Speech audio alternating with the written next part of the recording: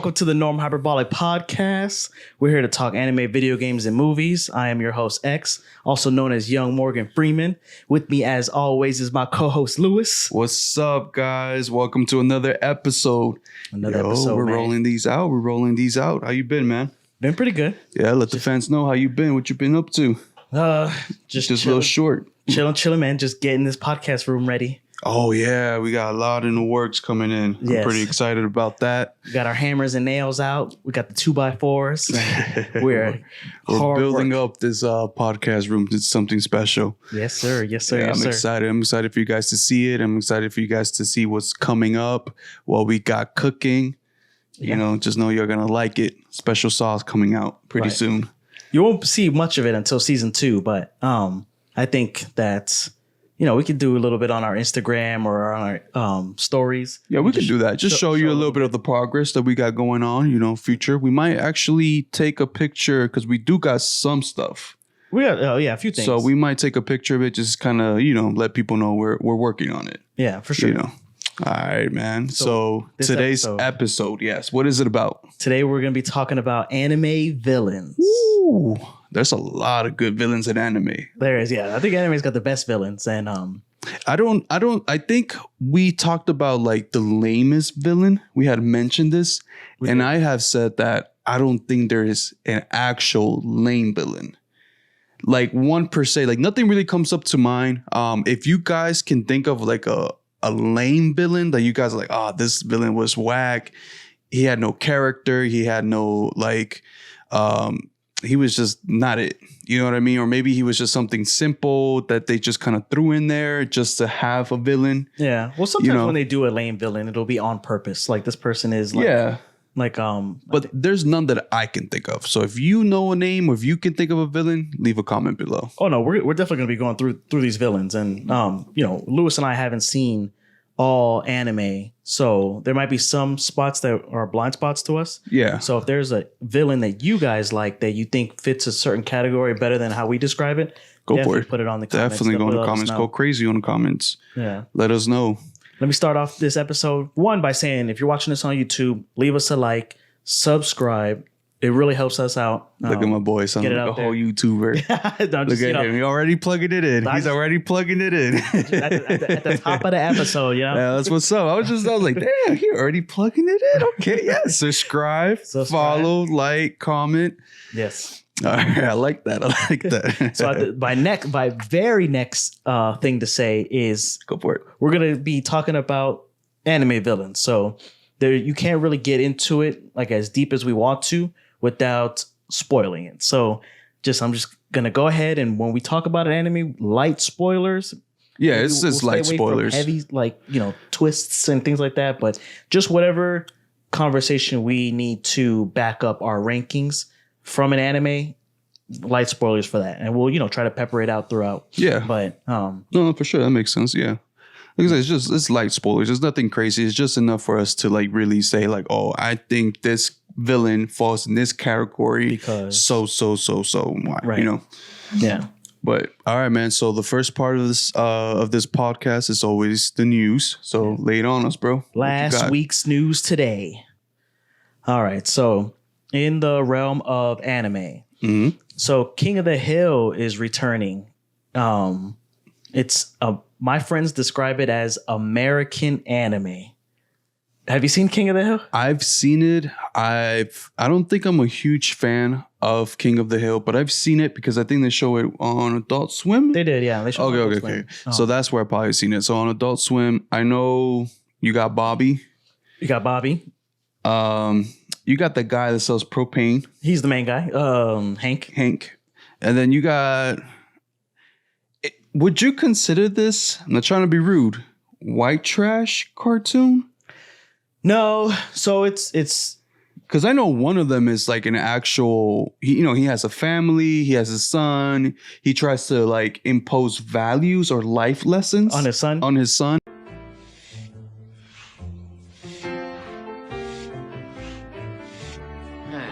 全くなってないな、ボビー。お前はどこの国の人間だ？アメリカだよ。そうだろう？ならどうしてそんなヨーロッパのナチ野郎みたいなちまちましたせこいタバコの吸い方をするんだ？どういうことだよ？お前の吸い方がなってないってことを言ってるんだよ。何にしても物にはやり方ってものがある。たとえ悪いことでもだ。わかった。You know, he works for so he works for a company that does propane. Yeah. But then he has his friends, his neighbors, and some of them don't really work. They spend more of the day drinking beer. They all work, Some of them live in a trailer. So, okay. Yeah. So I was just saying, I don't want to be rude. Right, I think you should watch the show, man, because it's coming back. So, but the way that my friends have described it to me, and I like looking at it like this. I like looking at a lot of things as anime. I look at Harry Potter as anime. The way they do Blue Lock is just soccer anime. Yeah. So you can just anime anything. But I think King of the Hill is American anime. But it is it is made by Americans, right? Like it is, yeah. Okay. I just mean anime as far as they stay true.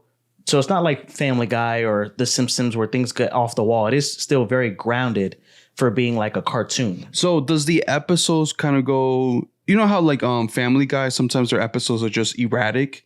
Episode 1 doesn't go with episode 2. Like it's just different day of the life episodes. It is, yeah. Versus like how anime, it's like they did this, so the next episode is a continuation of the last episode versus, how Family Guy is just craziness. Like one episode is something different from the next. There is an overarching story continuation between episodes. Yeah, like they learn lessons and then, through the seasons, and there is sometimes like 2-part episodes. Okay. So, no, man. So it's good. It's good, man. It's good. All right. It's kind of dry. I try to get my son into watching it, but it's not as it's just crazy. Is it a slow start? You kind of have to get into it. Like any good anime, some animes, they just right off the bat, they're bangers. You're like, damn, this was gonna be. Yeah, but some of them take a while. Yeah, that's true. That's true. A good amount of them, but just like any good anime, like Boruto, it took a while. It's still taking a while. Yeah, it's still taking a while. Yeah. They're doing a jump, right? I know. So same thing with King of the Hill. So King of the Hill is going to be coming back on Hulu, and they're going to be coming back with a time skip. Ooh. Just like any good anime. So are they One Piece older? has a time skip. Naruto had a time skip. Dragon Ball had a time skip. So that's what they're going to be doing. All good animes have a time skip. Yeah. But those time skips are bomb. I know. I feel like that's the characters like that. Yeah. That's what gives it like a really good. I know with Naruto, that whole what is it called? Shippuden one. When he comes back to the Leaf Village after training with Jiraiya, I thought that was bomb, bro. Yeah. He just comes back and he's like, "Did you like?" I think Sakura was like, "Did you get taller?" They all got taller. Oh well, yeah. Well, Sakura didn't. His village hasn't seen him like for a good minute, right? Because he was out training. So him coming back, seeing him like more mature, kind of more bulked up a little bit because Jiraiya had him doing push-ups, right, prison push-ups, diamond push-ups, yeah. So any good anime has a good time skip. So is his son older? So that's what they're trying to. They don't know for sure. So when the show stopped or when it ended or whatever, he was 13. So it's been 15 years since the show ended. So they could just age him up to a nice 28. Maybe even just 30. Just like go ahead. See Bobby middle-aged? Right. Or what I think that they would do, because it's still, probably going to be centered around the family, is just make him a high schooler rather than a middle schooler. Well, that makes more sense. So it just depends. But that's what they said. So Mike, the co-creators, Mike Judd and Greg Daniels, said this is when Hulu ordered the episode. So Hulu ordered these episodes January 2023. So we should see it by the end of the year or maybe early next year. Okay. The way that the animation goes. So most of the cast is returning. But this is what they said about the whole thing. I think we're going to time jump in this a little bit so that Bobby's going to be older and it's going to be interesting. I'm just excited for the show to come back. I'm excited that it's the same directors and the writers. Same voice actors, or they changed most of the same up? Voice actors. Yeah. Okay. The most off the wall character is Dale.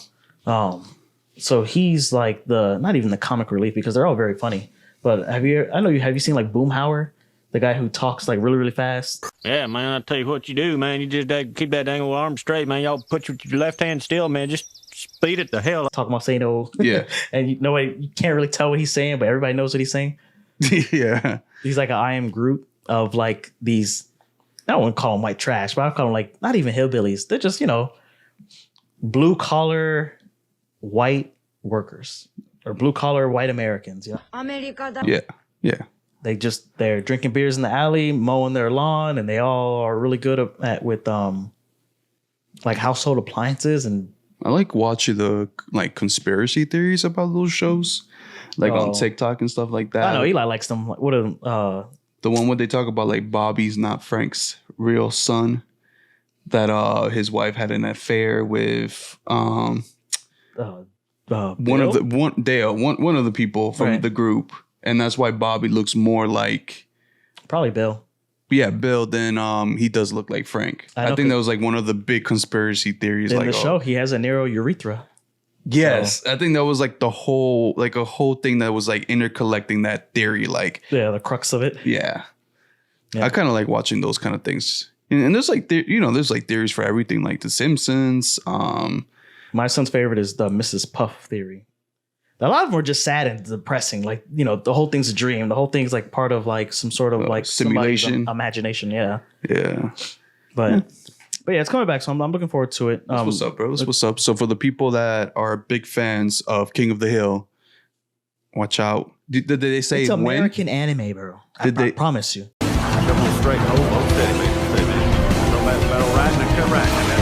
Good job, man. Go back 15 little straight away about 23 yards now. Okay, I know. Cut, man. Cut. That'll give you all you got, man. And up there, hang in there, man. Quick left. Left, right. It's working. Well, let me tell you something. All you can do is let it hit you, and then try to find your legs. Look at me, Loco. I'm fat, and I'm old, and every day I'm just gonna wake up fatter and older. Then somehow I manage to drag this fat old bald bastard out into the alley every day. I'm out there digging holes, falling into them, climbing out, trying again, and tomorrow I'm gonna hang outside at a ladies' prison. You gotta get right back up on that tanning bed, slip into a tight t-shirt, wash off some of that cologne, and get yourself out of that tunnel and into some strange woman bed!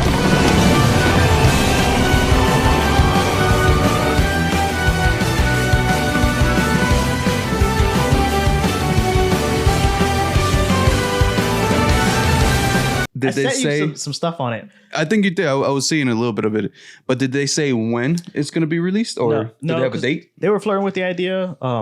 The company that made it, Fox, but then they kind of like not dropped the ball, but like just dropped it, saying like over and over again, they're like, no, we're just not going to do it. So then Hulu is actually picking it up. Yeah, so it's not going to be a Hulu original, but is it Hulu exclusive? Hulu is going to be Hulu exclusive. Okay, cool. I see Hulu doing their thing. Yeah, man.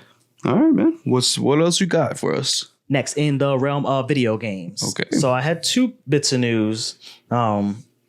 We had planned to do this episode last week, but there was something that came out in the news a little bit. So I'll just go through them both real quick. Go for it. The first one is there was a Yu-Gi-Oh card that sold at auction for over $300,000. What is the Yu-Gi-Oh card? So the blue eye white dragon? No, it was a custom card made by the Make-A-Wish Foundation for this kid. It's called Tyler the Great Warrior. It was a card made and gifted to this guy for the foundation. He got his wish granted because he made like a Yu-Gi-Oh card himself, and then they made it like a real card. So it was like 1 in a million. 1 of a 1? Yeah. Okay. I'll put it up in the video, but I'll send it to you as well. The card, he drew it himself. It just looks like future Trunks.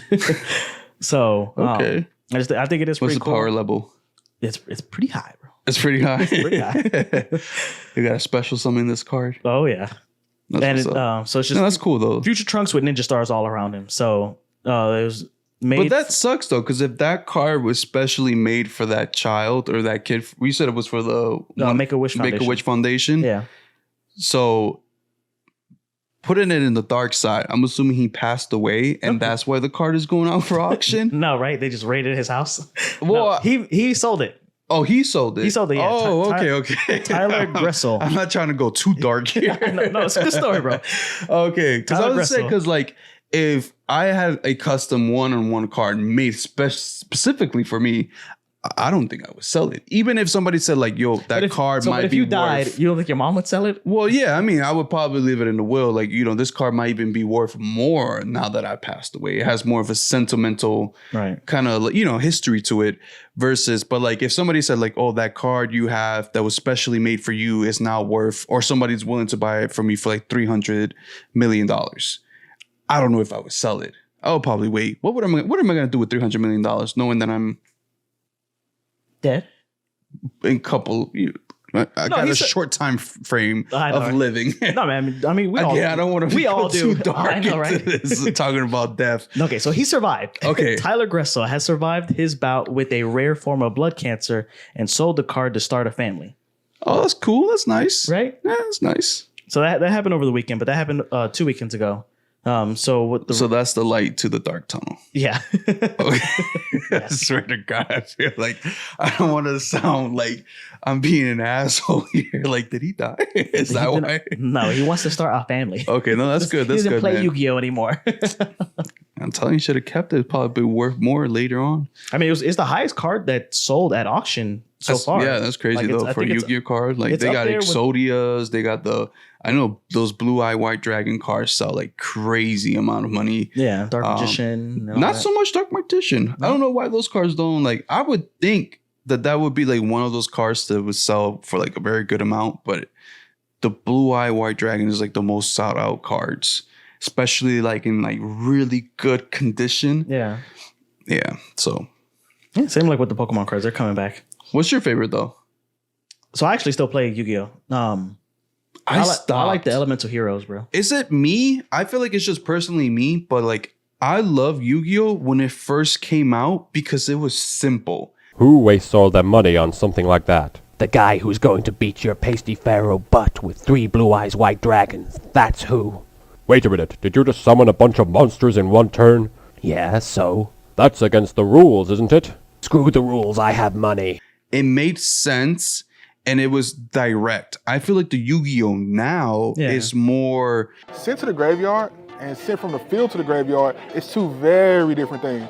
My card gets its effect if it's destroyed. Your card gets its effect when it's destroyed. They're completely different. Complex. Link summons. Yeah, like there's more way of summoning XYZs, fusion. Yes. Synchros. So I activate polymerization. It allows me to fuse 2 of my monsters together to make an even more powerful monster. So I'm gonna fuse my Whiptail Crow and my Blue-Eyed Silver Zombie by stacking them on top of each other. And now, this new monster has the combined power of both of my cards. What? You can't stack monsters on top of each other in Yu-Gi-Oh! I just did. feel like it got more complex, and then I don't know if it's just me, but the complexity of the game makes me not want to play it anymore. Yeah. Well, there's another game, and when we get into what we're reading, what we're playing, what we're watching, that you might like called Magic. Magic's I've heard of that. I heard of that game. You can get into that game. Have you played it before? I play that too now, actually. Oh, you play that too? Yeah. I've been playing it for a while, but I play it mostly on my phone all the time. But my friends and I, we play Commander. So it's like a 4-person Magic game. Oh, okay. So it's pretty dope. All right, keep going, bro. So the next one. Other words in video game news. So something that's actually really big. So Xbox is going to purchase Activision Blizzard. Did you know about that? I've heard news about it. I heard rumors about it. It's literally been all over the internet because Microsoft taking up Activision is a huge They bought it, deal. or they're trying to buy it for $68.7 billion. No, it's because Activision owns one of the most notorious games. Notorious? It is. I know. And it is Call of Duty. COD. Right. You know what I mean? That game alone, it literally makes people just buy the console itself just for that game. Well, this is what I have right here. So it's set to be approved by the EU, the European Union, next week. This week, the week that the podcast comes out, it'll be the week that hopefully hopefully for Microsoft that it gets approved. But that's weird because I've also heard like Sony was trying to find ways of like stopping that deal. They were, yeah. Because they are like basically saying like if Microsoft buys them out, then they're going to monopolize the gaming industry, which makes it harder for other companies to then, because it's illegal to monopolize. Right. So that's why this has to be approved by the European Union. So Microsoft is third behind Nintendo and Sony. So they're trying to claim that, they're not a big threat or whatever. And they signed a deal with Nintendo to bring Call of Duty to Nintendo. Yes. So they signed a 10-year deal. So for the next 10 years, after the purchase. Who's really playing Call of Duty on Nintendo? Nobody, because you can't. Exactly. You can't run it. You can't. But once they open the gates or whatever, then you will be able to play. But who's... Maybe somebody. No. I'm not saying that nobody's going to play it, but I'm just saying, like, if you really want to play Call of Duty, your best bet is playing it literally on PC. I've seen the difference between PC gameplay and like a console gameplay of Call of Duty, and it is night and day. Right. It is night and day. But then, like, to even downgrade it even more, you plan to what just play it on the play PS, it on their phone. But that's mobile, right? But that's just mobile. But I'm just saying, like, I don't know, because then the people making the game, they literally have to like downgrade the versions of it just so it can be optimized to be played on the Switch or whatever new system Nintendo decides to drop, right? Which we're all waiting for. But just like how they dropped the new game, Zelda Tears of the Kingdom. Yeah. Bro, I've seen gameplays of it. It looks good. IGN gave it a score of a 10. Masterpiece. They do for these games for Zelda. No, but you know Zelda, man. Yeah, Zelda's good. Zelda's always been good. First of all, the first Zelda, what was it called? Zelda. Oh, Breath of the Wild. Breath of the Wild was immaculate. It was the best game that could have came out with the Switch. Best game we could have came out with the Switch. Yeah. And then this one is. They even said it's even better. The map is so huge.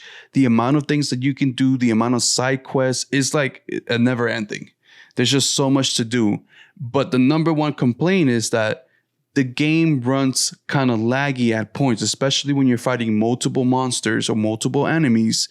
It starts lagging because the Nintendo Switch is not optimized to run it like as it should be.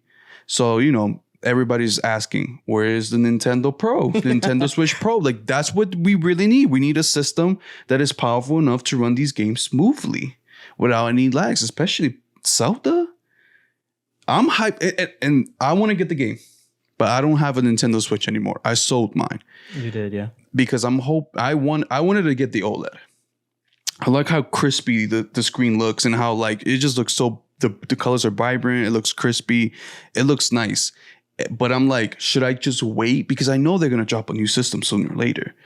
I'd rather wait and get the newer system than having to buy the OLED, then selling that just to scrap some more money and then buy the new system. I'd rather just wait for the new system. And I'd rather wait because I want to play Zelda like correctly. That makes sense. Yeah, I think they will. I think they're going to create another system.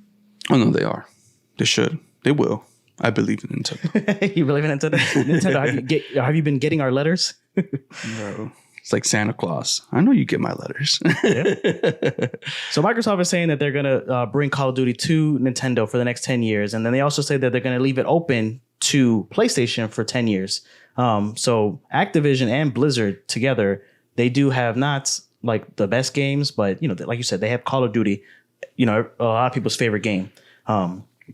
I think this is the only game they need. They're literally succeeding with just that one game. And no matter how, they dropped so many Call of Duty, so many versions of World War I, World War II, the Civil War, this and that. Like, it's so many versions. People still eat it up. Yeah. So they have other games, though. So they have Call of Duty. You have Tony Hawk's Pro Skater. That's Activision. Yeah. They got Crash and Spyro, which are PlayStation games. Mm-hmm. So, seeing how they'll bring that over to the Xbox maybe. They have Sekiro, Shadows Die Twice. Yeah. Those are just some games. And there's obviously more games on Activision, but those are like the notable ones that I have. And then they also have Blizzard. So Blizzard makes World of Warcraft. They make Overwatch, Diablo, StarCraft.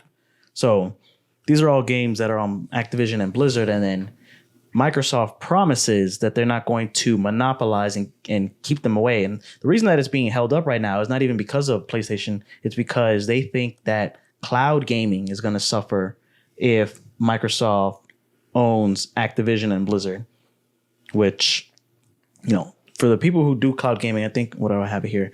It's called NVIDIA and Boosteroid. They're saying that it's not. It'll help them if anything, but I don't know how that's going to go. I think these gaming companies, like when the when the PS4 and the Xbox One came out, there was a lot of like heated back and forth about who's going to be the top console. And this isn't our war, you guys. It never was. We've been pitted against each other by two companies for the sake of marketing. That's why they want lines around the block. Because they want a war to promote their product. You two want a war so bad? Then you fight. You and me. Right here. Ikimashou. Winner take all.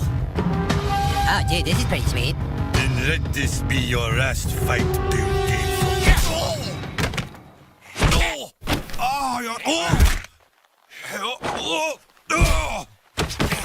Hey, fellas, what did I miss? Well, I mean, at the end of the day, a company is a company, and they look more for what is a better interest to them and not to their competitors. But that's why it took so long to do crossplay. I know. Like with Fortnite and everything. It took forever. Yeah. Because it's a competition. You're not just going to give free, you're not going to give your audience or your buyers what they truly want. That's flaw. I know, but at the end of the day, it's for the company. Like, as long as the company keeps striving, like if this is the best way for them to strive, then that's what they're gonna do. Cooperation. But it's so funny how you say how they're like, oh, even though if we do end up purchasing Activision and this deal does go through, like we're still gonna give Sony like 10 years of a basically like a little agreement saying like you guys can still play Call of Duty on your system. Yeah, for 10 years. But what happens after those 10 years? 10 years goes by like that, bro. Exactly. What happens after those 10 years? Are they still going to be feeling the same way? Because there's no paper saying like, oh, it's going to renew every 10 years. Right. It's just saying like, hey, we'll give it to you for the next 10 years. But then we're going to do whatever benefits us. So if that means taking Call of Duty out of the Sony PlayStation platform, they will. Yeah. And I think that's going to hurt Sony really bad. Again, I know Sony, I'm not saying like everybody plays Call of Duty, but it is one of the top games that everybody plays. It's like they monopolize Rockstar. Oh, like Grand Theft Auto? And they like I could see Sony be like, well, we want to buy out Rockstar. They could. And now, you can only play GTA on our system. I know. It's the gamers that suffer. Like, it is. At the end of the day, we're the ones who suffer. That's true, man. Cross-plat is a beautiful thing. They don't think about us. You know what I mean? We're nobodies. They just think about their bottom dollar. You know what I'm saying? The bottom line. But then that's just every company, bro. That's just how the world works. Not our company, bro. We think about the fans. We think about you guys. We're here for you. Right. And the only thing we ask is for like, subscribe, follow, and comment. That's it. Doesn't cost you a damn penny, but it helps us out very greatly. Immensely. It does. It does. So it's free. All you got to do is one click away to subscribe, follow. And if you want, we're not going to bother you with this. You can leave a comment. Leave a comment. We'll tell you what kind of comments we want to read because we do stay engaged with all the comments. Yeah, we do. So, next in the realm of movies. Go for it. So I got also 2 bits of news. I'm going to fire through it. So last week, Super Mario Bros. The movie crossed over $1 billion in the box office. You believe that? You believe that? That is crazy. I knew they were gonna do good, bro. We talked about this. I said, did you talk about they did $1 good? $1 billion good? Well, I said if they did great, if they surpassed what they were basically, the number they had in mind, they're gonna bring out so many Nintendo movies, so many characters like Kirby, like Samus from Metroid. Metroid? Somebody said it. Don't say Samus because people play that's not. Curse you, Metroid! You know that's not right. You, floating jelly brain, tell everyone that Metroid is coming. Her name is Samus. I know. The game is called Metroid. We know. Donkey Kong, like they have so many characters they can make movies, and I just feel like it's gonna dominate. Yep. It is gonna dominate I think it might even do better than Marvel. Sorry, I was blanking for a second. Marvel. Maybe. No, I think they will. This is just their first movie. I mean, the benefit. And look how great it did. Right, but it's Mario. But you think people will come out for a Kirby, the same number of people, $1 billion worth of ticket sales for a Kirby movie? Like, I love Kirby. I like Kirby. If the movie is good. But do you think? If the movie is good. They were saying that the mixed reviews from it is what also intrigued people. Like, they were like, well, can it really be that bad? And then, like, that middle of the road is what got people to watch. So we're dropping a review video for Mario pretty soon. We'll go more in depth about, what we think personally. And then we both watched it. So we'll talk about, our review, where we rank it. For sure. So, if you're listening, if you got this far into the podcast, make sure to keep a lookout for our Mario YouTube review, exclusive which is review. just a YouTube exclusive. So just be on YouTube. Like I said, we'll keep it short, light, in, out, done, seal it, post it, done. You know what I mean? Right. But we don't want to get too much into it. But that's crazy, though. They did $1 billion. In 4 short weekends, the movie crossed $1 billion at the box office in just 24 days. Less than half of that is strictly domestic, too.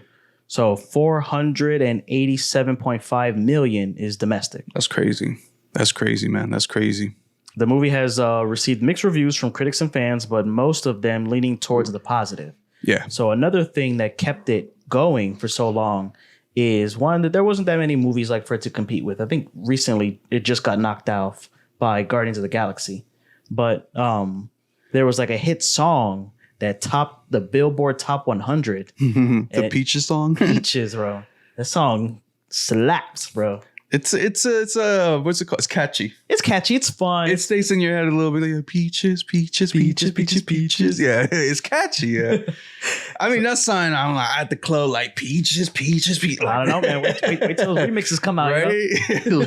wait till DJ Khaled gets his hands on the right? Peaches He's gonna be remix. Like, another one. We the best peaches, peaches. Right? So That's funny. And then the last bit of news before we get into the meat and potatoes is Disney Plus and Hulu are actually going to be combining into one app by the end of this year. Wait, say that one more time. Disney Plus and Hulu combining into one app end of this year. So they're not going to Interesting. They're not going to be like one Disney Plus / Hulu app. So I don't know if you have Hulu. I don't. So on Hulu, if you're able to bundle in your ESPN, your Disney Plus. And I think there was something else. Oh, HBO. HBO, nice. yeah. I think in Stars and all that shit. You can bundle all that shit into your HBO. Into one. So from the HBO app, from the Hulu app, you can watch certain HBO shows, certain shows on Stars. If you have Hulu Live TV, you can watch the ESPN games. Yeah. All from Hulu. So it's gonna be like that. So are they merging or are they just gonna stay in one app? You're gonna be able to view your Disney Plus stuff on Hulu. Are they if changing you have both subscriptions? Are they changing the name? No. So like, what would the app be called? Just Hulu. So there's no more Disney Plus. There's going to be Disney Plus. So you can go to Disney Plus for like a full library of all the Disney Plus stuff.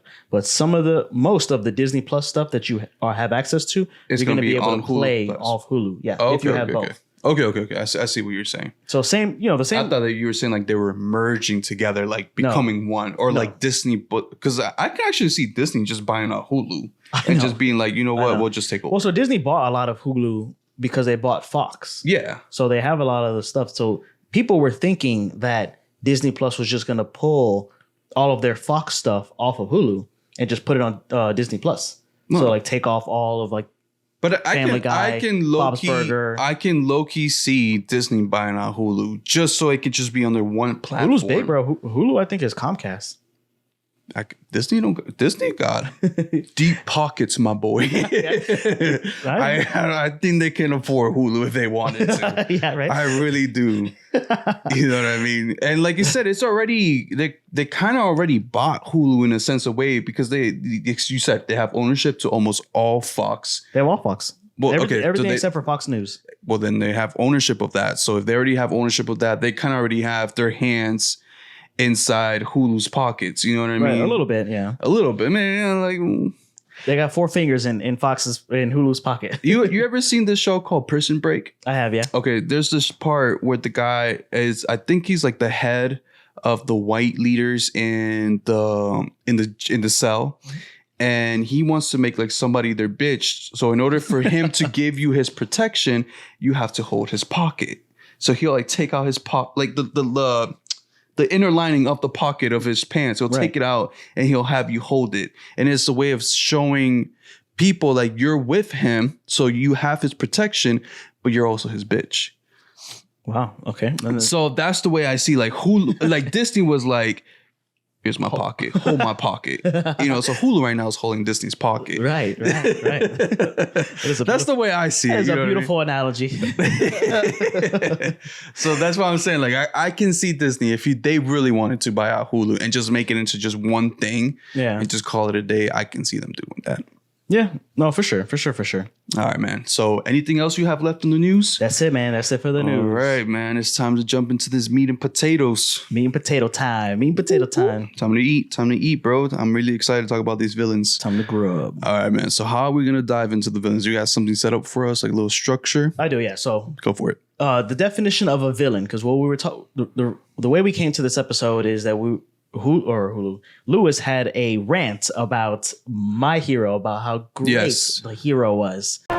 Previously. At number 10, we have My Hero Academia, which also is a little surprising just how low it is, because my friends will not shut up about this anime. It is. Have you seen it? This new season? Yeah, I heard. It's crazy good, man. No, it is. It's crazy. I believe it. I think they got like the most perfect villain ever. I feel like maybe we should do an episode about villains. Okay. But I feel like the villain in My Hero Academia, he is spot on good, man. No, I'm definitely down for a villain. Stay tuned for our villain episode. And we the villain. I had a whole rant about the villain. About the villain, about he was a great villain. And then we just started talking about what makes a good villain. And then we just kind of wanted to do an episode about it. So I have the definition here of a villain. Go for it. So in literature, a villain is a character whose evil actions or motives are important to the plot. I think that was like the best definition, because sometimes so they have it here, evil actions, and that's the way that you spin it when you have like a hero and a villain. Mm-hmm. But you need a good villain to drive the hero. So if the hero has nothing to fight against, then, he's not really like doing much. He's just like catching bank robbers. But, there is no Superman without Lex Luthor, Brainiac, and all that. You need a Joker for Batman to fight, or else he's just fighting, bank robbers. Yeah, just fighting your regular thugs on the street. So a good villain, it's what pushes the hero to, and that's what I'm saying. Like to me, that's a good villain. Right. A good villain is a villain that pushes a hero to extent. It pushes them not just physically, not just emotionally, but moral. Mm-hmm. You know how the Joker's always constantly pushing Batman to kill, but that's against his ethics, his moral. Right. This is not what we do, but the Joker will push him and keep pushing him until he breaks him. Because technically, I feel like that's the Joker's end goal. That's what he gets off. Yeah. You know what I mean? Just getting Batman to do something that he would morally regret. That's to him is like, okay, like you can beat me all you want. You can send me in jail. You know what I mean? But if I can push it to the point of you killing somebody else, then I win. Yeah. You know what I mean? Yeah. And it has to be tailored to the hero too. So, Batman or Joker makes a good villain for Batman, but besides like the injustice, he wouldn't really fare against Superman. But it's just, I think a lot of it too is like I said, is the morals and ethics, because both villains and superhero have their own thought process, their own beliefs per se of like what is a good world, or how to run a good country, or how to, how the world should be. You know what I mean? So you have like your good and your bad. And sometimes when you think about like the ethics the villains believe or they stand by, sometimes it does add up. Like Thanos, how he believed that he needed to wipe a portion of the universe because we were so low in resources. You know what I mean? He believed that if he did this, he would literally be saving all mankind. Right. You know what I mean? That was his ethic. Yes, ethically wise, it was bad. But then a little bit of it did make sense. Like he wasn't just doing it for the fun of it. His heart was in a good place. Yes. But he wasn't just doing it for like, I just want to kill half of the whole universe. No, he's doing it because there was an ethical reason that he believed was a way of solving it. Yeah. Even though a lot of people were against it, but and that's what I love is like that ethical, like it's the same thing with that show Attack on Titan. Okay. It plays a lot on that ethical side of it. It does. You know what I mean? How Eren has to decide how he's going to manage to save his race per se. You know what I mean? How he's going to end up saving his friends, his loved ones, his family, his country, how he's going to save them. And he chose an unethical way. But for him, it was a very ethical way of solving the problem, or so he thought. You know what I mean? Yeah, for sure. So I love animes that play on that because I feel like that's what gives it more complexity because there's no really good or bad, right or wrong kind of situation. You get what I'm saying? Yeah. Some animes, they do. It's like overt about who's right and who's wrong. Just like Light versus L. L. All right. So let's go ahead and get into it. Go for it, man. So the way I structured it, I have like, what is it? 1, 2, 3, 4, 5, maybe 6 topics for us to rank these anime villains. And like I said at the top of the episode, we haven't seen all of everything. So if you have one to put in on this slot, definitely let us know in the comments. Definitely write in. Just give us your thoughts. Yep. Subscribe and follow. We want to be active in this anime community. So this is our 2 cents. This is our piece from what we know. So I have it ranked, or not ranked, but like sectioned off as the strongest anime villain. Okay. The smartest anime villain, the most sympathetic anime villain. So somebody that you not necessarily wholeheartedly agree with, but somebody that you were like, okay, well, I can see where they're coming from. Yeah. We talked about the lamest villain, but the most slept on villain. So maybe like that's what we agreed on. The slept on villain. I just couldn't think of a lame villain like one that really fit that category. So I just, I think a slept on villain sounds way much better than lame. Right. I mean, I can get it. So not lame, but we have it in our review segment. Mr. Satan. But he's not a villain. In the beginning, he was. In the beginning, he was like, the guy to beat. So especially like when you have like, with Demon Slayer, all the demons are villains, right? When you go into like Dragon Ball, obviously the big bad who's trying to beat Goku is the villain. But the way... Majin Buu, Fat Buu. Yeah. Would you consider him a lame villain? I mean, lame. That's what he was only there to turn people into chocolate. I mean, he was more interested in eating than anything else. I don't think he was there to dominate the world. He was there. He was there to destroy the world. I mean, no. Fat Buu. Right. No, him too. Yeah.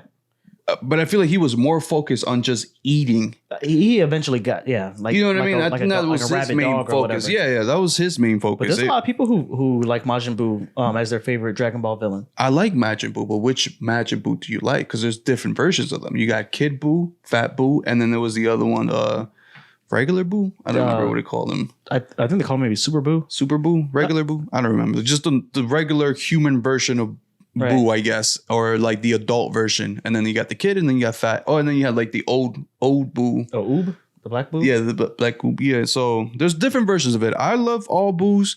Of course, Kid Buu to me was my favorite. Right. I thought he was just a menace to society. Right. He just was pure evil with no emotions, no ethics, no nothing. He just wanted to do it for fun. He enjoyed it. Yeah. I mean. That one you could put in lame. So I put Emperor Pilaf in my lamest villain.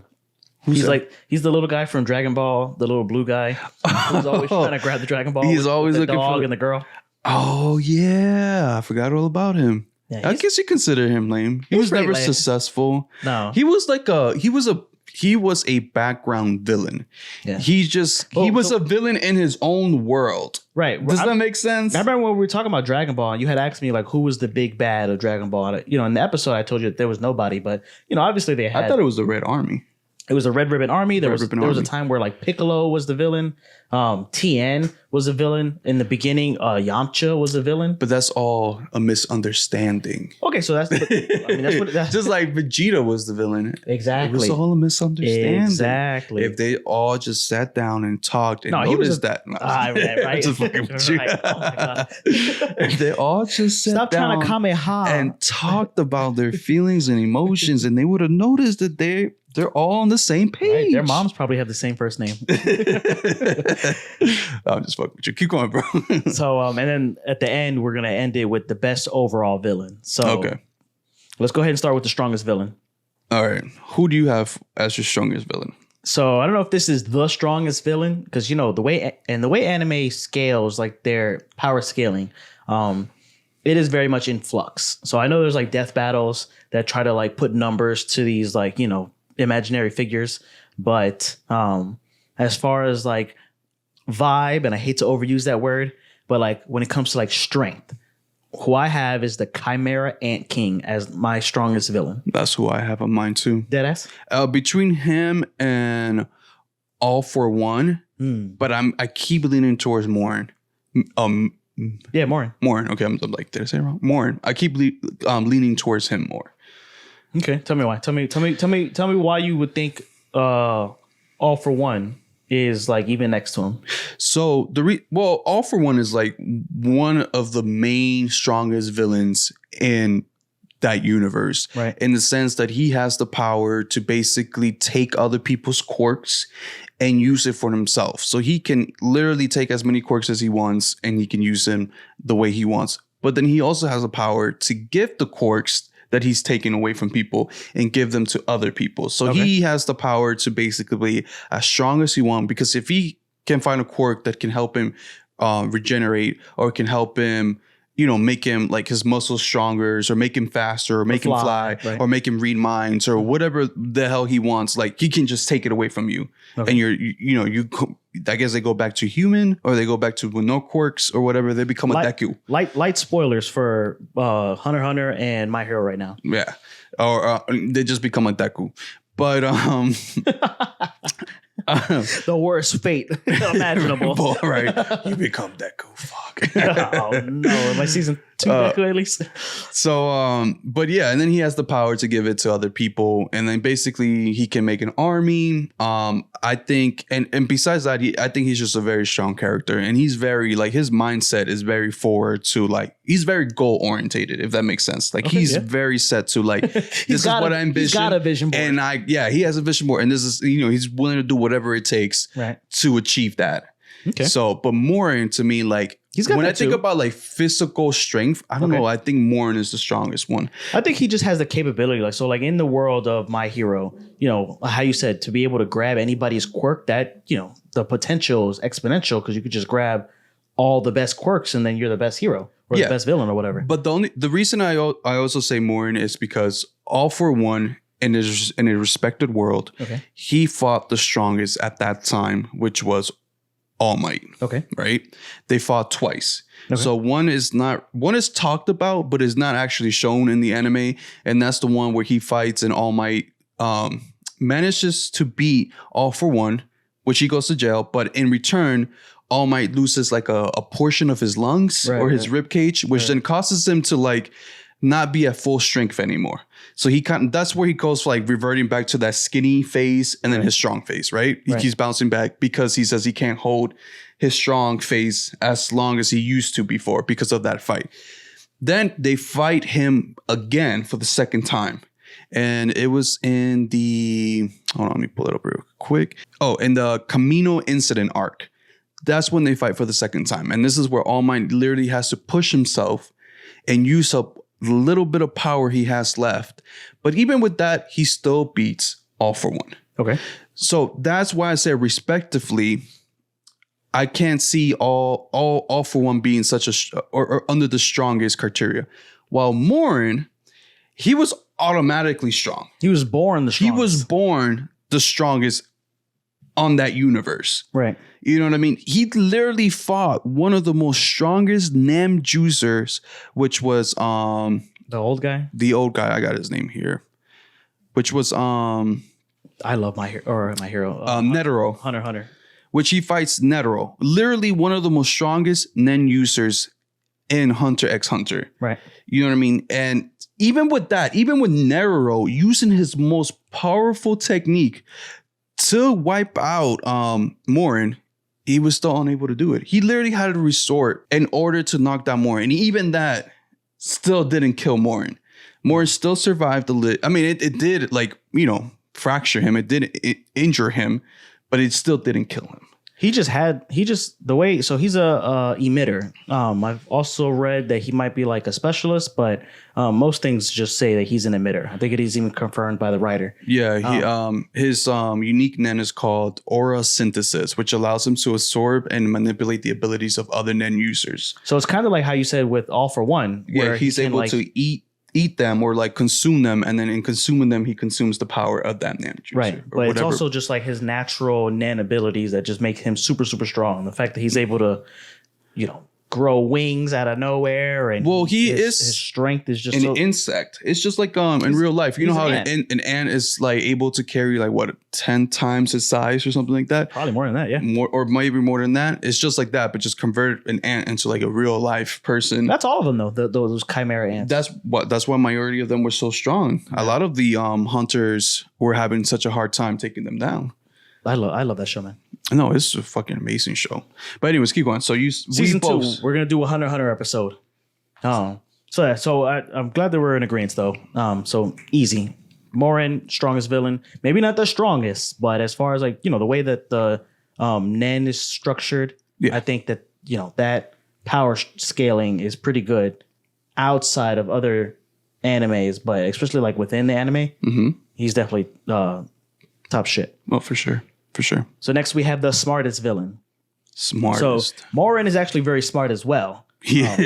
Is he falling under every character? I feel no. I've read that somebody has said that Morin is actually one of the best villains in all anime. Right. I was gonna put him on my overall best, but you know, we'll save it. But so you said smartest. So no. I'm just like making a case. I'm trying to, you know, make the connection. So he is also very smart, but he also gets his ass whooped by that blind girl day in and day out. But that was the beauty of it. I know. And it was the only thing that he could not beat. I know. He mastered everything else. He read the books. He played all the games, and he like wanted to challenge himself. He's like, okay, checkers, fine. I want the best checker player this world has to offer me. Right. Beat him. Right. Done. This is boring. Next, chess. 3D chess. Sheldon's 4D chess. Probably. Right? Oh, man. Is Morin smarter than Sheldon? Morin would... Oh, from shit. Big Bang Theory? How dare you bring up that fucking show in this episode? Oh, man. All right. So who do you pick? So I was tied between two. So and I have a reason for both. So one, we have Light from Death Note. Yes. And then on the other one, it's this manga that I read so I know it has an anime, but I do want to check out the anime, but obviously, but I don't even know if it's going to be as good as the manga, but Johan. Johan is a villain from the manga Monster. And that manga is so freaking good. You said you read the manga? I read the manga. I didn't even know you haven't watched the actual animation? No. Okay. And I heard... So when I was reading this manga's long, and it doesn't drag out, but there's just so much. It's almost like a soap opera. So a common complaint of the anime that I heard is that it is drawn out and it's long and it's kind of like all over the place, and you know, it kind of could have ended like maybe 100 issues earlier. Mm-hmm. And you know, I did kind of feel that with the manga, but the more I read it, the more I just wanted it to keep going, like you would like your favorite soap opera. Like you just want to see these characters like forever develop. And so I probably will watch the anime, but either way, they're both super, super smart. And I just feel like Light has like this sort of tactician way of him of like, you know, lying and then like not trying to be too obvious, where Johan is just straight up evil. Yeah. So Johan, it has like a social intelligence that he's able to, because what he wants to do is, and again, this is just for each subject, spoilers for Monster, Light spoilers for Monster, and for Death Note. Johan, what he wants to do is have like the perfect suicide. Okay. So he wants to commit suicide it like perfectly. He wants to make the world crazy or like, break down. He's almost like the Joker, really, where he wants like to bring the worst out of everybody he's around and kill himself because he had a fucked up childhood or whatever. He was raised to be like this, not Nazi, but like a perfect weapon. I really think you should read it. I was thinking about watching the manga.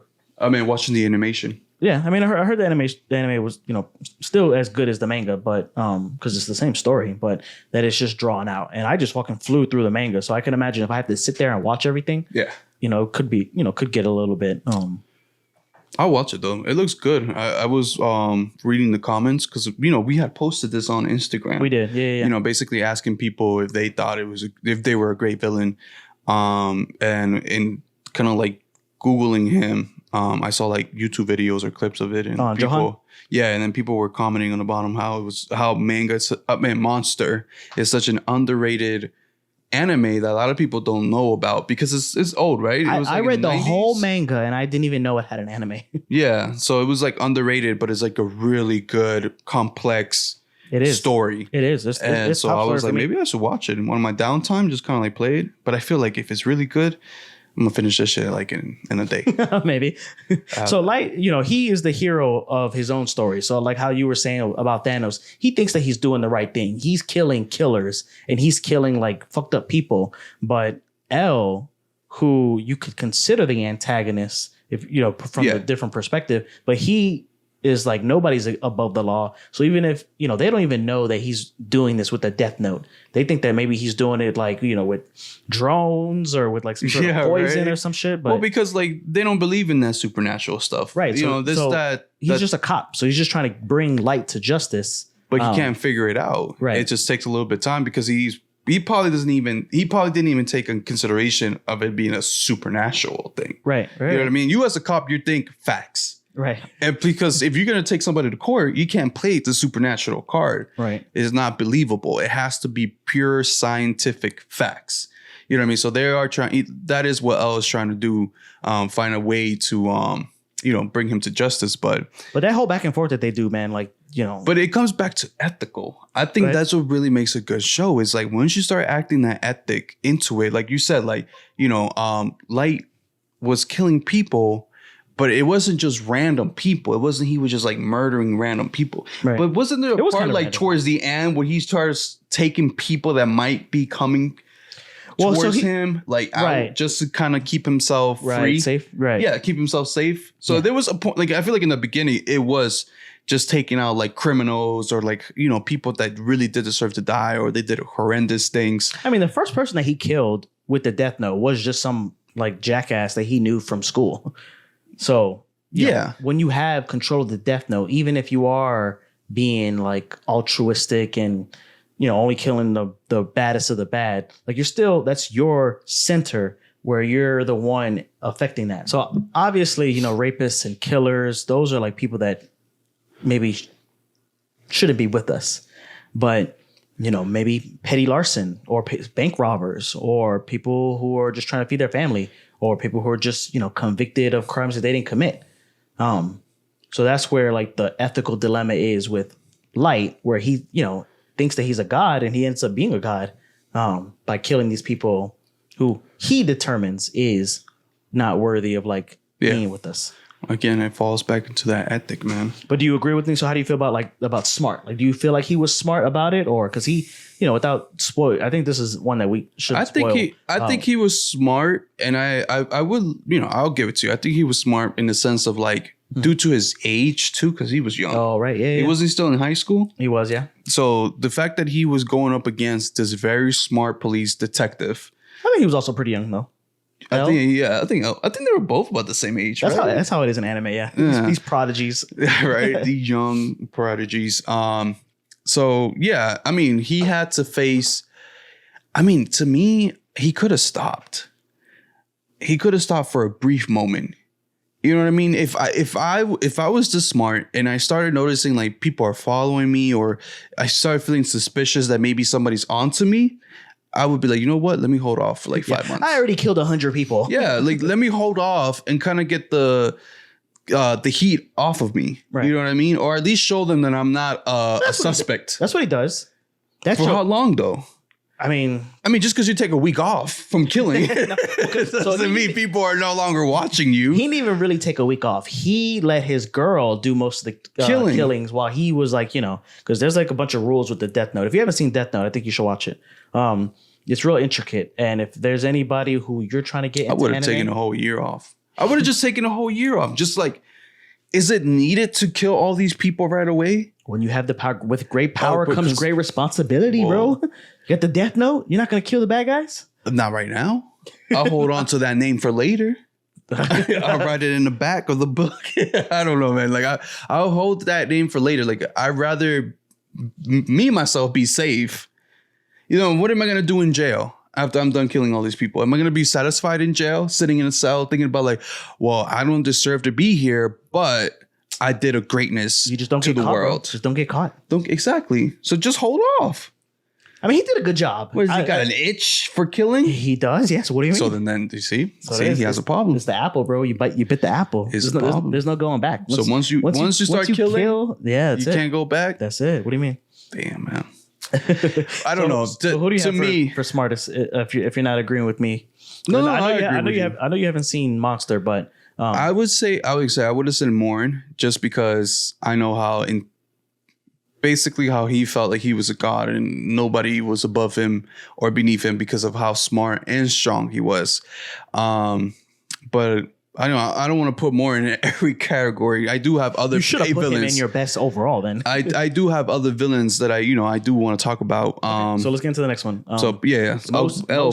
Most sympathetic. So these are the villains where you don't have to necessarily agree with them, but you're kind of like, I sympathize with you. I understand where you're coming from, and maybe in a different life, under the same circumstances, maybe I would have done the same thing you did.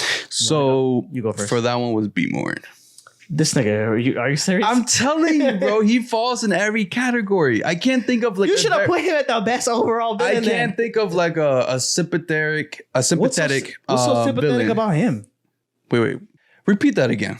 Sorry. Sympathetic? Yeah. So sympathetic. So somebody who, and I tried not to put like a bunch of like villains turned heroes, like, Vegeta and Piccolo and things like that. But like a sympathetic villain. So somebody where you're like, okay, like how you said with Thanos, like I agree with you to an extent. Or have you seen Black Panther?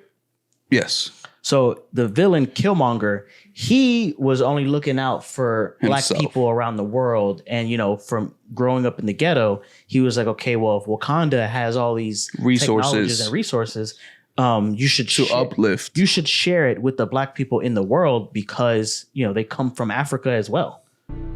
I want the throne. Hey, you, the tuna. Y'all sitting up here comfortable. Must feel good. It's about 2 billion people all over the world that looks like us, but their lives are a lot harder. Wakanda has the tools to liberate them all. And what tools are those? Vibranium. Your weapons. Our weapons will not be used to wage war on the world.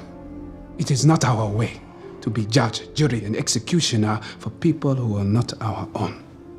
Not wrong. But didn't life start right here on this continent? So ain't all people your people? I am not king of all people. I am king of Wakanda. So the way he went about it was, kind of fucked up, and then he had like this whole divide and conquer thing. Well, yeah, because he had a small vendetta too. Like it wasn't just like it's a villain. It's a villain thing. But as far as like somebody who you can sympathize with, so somebody who maybe is trying. I don't know if you've seen. There's a who did you pick? There's a sketch where Captain Planet is played by Don Cheadle. I'm gonna put it in the video version.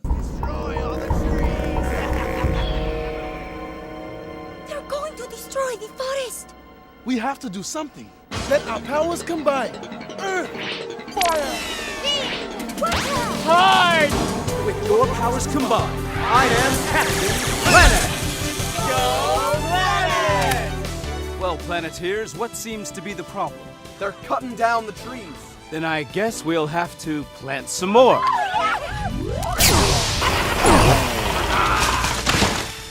Attaboy, Captain. Let's spruce this place up a bit, huh? Okay! But he's like this. There's like a Rick and Morty episode about it too, where the human man or whatever is fucking up the planet. So in Captain Planet or in Rick and Morty's Planetina, Don Cheadle is killing all these people who are fucking up the planet, and he thinks he's doing the right thing because he's trying to save the planet. Yeah. But he's killing people. He's killing fathers and mothers. So, we're a villain where if it wasn't for the killing, like you could even say maybe like Light is a sympathetic villain. For me, I have two. So like I said, I try not to do any kind of like villains turned heroes. I do have Scar on here from Full Metal. Yes, I can see.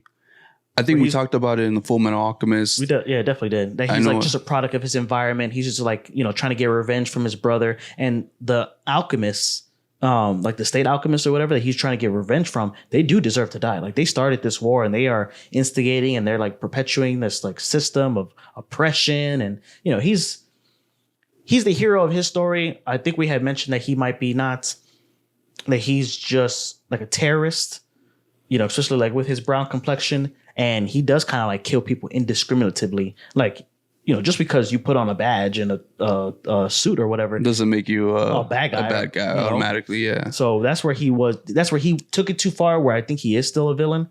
Even though this is a spoiler for yeah, but it's the same. Full It's Metal. the same vice versa. Just because you're brown and from a different country doesn't mean you're a terrorist. Yeah, but whoever starts shooting first usually is the one in the wrong. Yeah, of course. And that was him for a long time. Like as soon as he woke up from the war or whatever, he's like there's people taking care of him when he woke up. But he wasn't. And he just starts killing them. Yeah, but he like wasn't. the fucking doctors. He didn't shoot first, though. He shot first, bro. So okay, in a situation like in a room where you walk into the room and then I shoot you, I'm the one who shot first. But if you shot me yesterday, then you're the one who shot me first. Really, deadass. So, Okay. So if I come into a room and I shoot you, right? At that moment, I'm the one who instigated it. Right. Right. Okay. But if I shoot you, you knock out, you wake up the next day, I come back in the room. Are you still mad? Because that was old shit. Why you hit me like that? Because you hit me, man. That was weeks ago, motherfucker. I'm crying. Oh shit! That was yesterday. Why you bringing up old shit? Why are you bringing up old shit, man? That was yesterday, bro. Right. Today's a new day, man. I don't got nothing against you. There's a now, if you shoot me today, you're instigating it. Hey, is that what you're trying to say? that's what happened with Scar. So I know. He didn't start this war, but he didn't. He's trying to finish it. He was a product of what happened during this war. But yes, when he was brought up and he was being helped by these doctors, he ended up killing them. But I also think that PTSD kind of was involved in that too. Because you imagine waking up. What he was doing when he went to the wherever this takes place and starts killing like all of the state alchemists. He doesn't even know these people. He doesn't. So it's just I guess in a sense of revenge, in a sense of maybe he did have PTSD. I do believe he had PTSD. He did. He definitely did. And all that, comes into play. Now, am I justifying what he did was right? No, no, I don't think it was right. You know what I mean? Like you said, like a lot of these people, just because you put on a badge and a uniform doesn't automatically make you a bad person. Right. You know, I think it's a huge dilemma that we deal with in the real world too. Go ahead. I don't want to dive into that. Okay. I don't want to make this podcast too long. I don't want to dive into that. But I do think it plays into the real world. So right. So I had him, but I kind of wasn't like happy with that because I do like Piccolo. He's a bad guy, but do I sympathize with him? Not really. With Vegeta, neither. Not really. So out of all those villains turned heroes, I think Scar fit the bill. But another one that I have is, and I looked this up, and I love this anime. I have the manga in the podcast room, Cells at Work. So they have an episode where they go and they deal with cancer. Okay. So the cancer cell is, they paint it, in the anime, as like this sympathetic villain who's just eating and just doing what they're programmed to do, which is just like replicate themselves and like, I forget the word. It starts with a P. Not populate, proliferate maybe. Mm-hmm. Where they're just like, how it is like with cancer. And, I work for a cancer facility. The cancer cells, they hijack our bodies like way of reproducing certain things like liver cells or lung cells and just kind of like create more cancer cells that eat a lot of our nutrients and like take a lot of our strength, but they don't replace, what they're supposed to with the lung cells and the liver cells or whatever. So, and this is not a good way of explaining cancer, but in the show, they do a good job. I love the show. Cells at Work. It's not really a spoiler, but I definitely think you should check it out. But the way that they paint it, like in the episode, like he's just like, oh, why do you have to kill me? I'm just, just trying to live. And I'm just trying to do my job. Just trying to do my job. Like this is what I was programmed to do. Yeah, you guys kill me. The immune system, they kill cancer indiscriminately. And, when you're doing it in an anime, they have it like, so they're like kids. So like, oh, I'm a little kid cancer cell. And they're like, fuck you, cancer. And they kill him. Yeah, so... That's what you want your body to do. But then again, the immune system per se is the cancer can see the immune system as being evil. Right. Like even because the immune system is doing its job. Right. You know what I mean? And the same thing, the cancer is doing what it's programmed to do. Right. So it's just a war. So it's just a war between, what their beliefs are, basically. Immune system believes is that if you don't belong in this world of mine, right, I'm getting rid of you. Don't care if you're young, don't care if you're old, don't care if you're not even doing anything wrong to the body. Yeah, I'm still gonna attack you because you're foreign. Right. You know what I mean? You're a foreign person. Well, no, not even cancer. You have cancer all up in you, bro. It's just so they have it. I love this show. The NK cells, these cells are in your body always fighting cancer. So as soon as cancer starts to bubble up, boom, they kill it. So, cancer comes from within you. A lot of times there are things that give you cancer radiation and shit like that. Yeah, but no, but still, I'm just saying, in the the immune system. Yeah, I got you. It's just they're just programmed, and even if it's a foreign substance, even if it's not hurting the body per se or being destructive, right, it still tries to get rid of it. Yeah, you get what I'm saying? Yeah. So it's just that's what I'm trying to say. They all have a purpose. And it comes back to there's no really wrong and right, because if you look at it from every point of view, if you look at it from the cancer's point of view, like you said, it's just this is what I'm meant to do. I'm meant to eat. I'm meant to reproduce. Yeah. And kind of spread. That's what I'm meant to do. The same thing with the immune system. I'm meant to, my purpose in this world is to eliminate people like you or things like you because you don't belong. You know what I mean? So it's, the way they do the episode is really nice. It's not a two-parter, but he shows up in the previous episode and then he has his own episode. So definitely check it out. Cells at Work. I love this manga. I just love I've seen Magic School Bus type of episodes, when they go into the body and I've seen 2 episodes from them, and I think one of the episodes was a bacteria. Yeah. And the red blood cell was looking for or the red blood cells are delivering oxygen throughout the body. Yeah. So I think that's pretty cool. It's sort of like a UPS, kind of I'm here to deliver the oxygen to the kidneys. Right. And I'm here at the kidney department. Yeah. Yeah. And then there was a virus it was a virus that presented itself. And then I think the T cells, which were the all white ones. No. Those are the white blood cells. Yeah. Wasn't it the T cells that showed up? No, the T cells are the black ones. They have kill on the top of the head. There's a killer T cells and the white blood cells. The white blood cells is I don't know if you've seen Osmosis Jones. Yes, I love that. He's a white blood with cell. Eddie Murphy, right? I think it's Chris Rock. Chris Rock? I think it's Chris Rock. Probably. But he's a white blood cell. So that's what white blood cells do in your body. They're the blood cells that kill bacteria and take care of the body. Yeah. I love that show. I can't remember. I saw it on Hulu. I was like, there's no way this show exists. I know, right? Bro, I'm telling you, they can come up with anything and just slap it and make it an anime. I love anime. There's an anime for everybody. For everything. Everybody, everything. It's crazy. It's crazy. It really is. Yeah.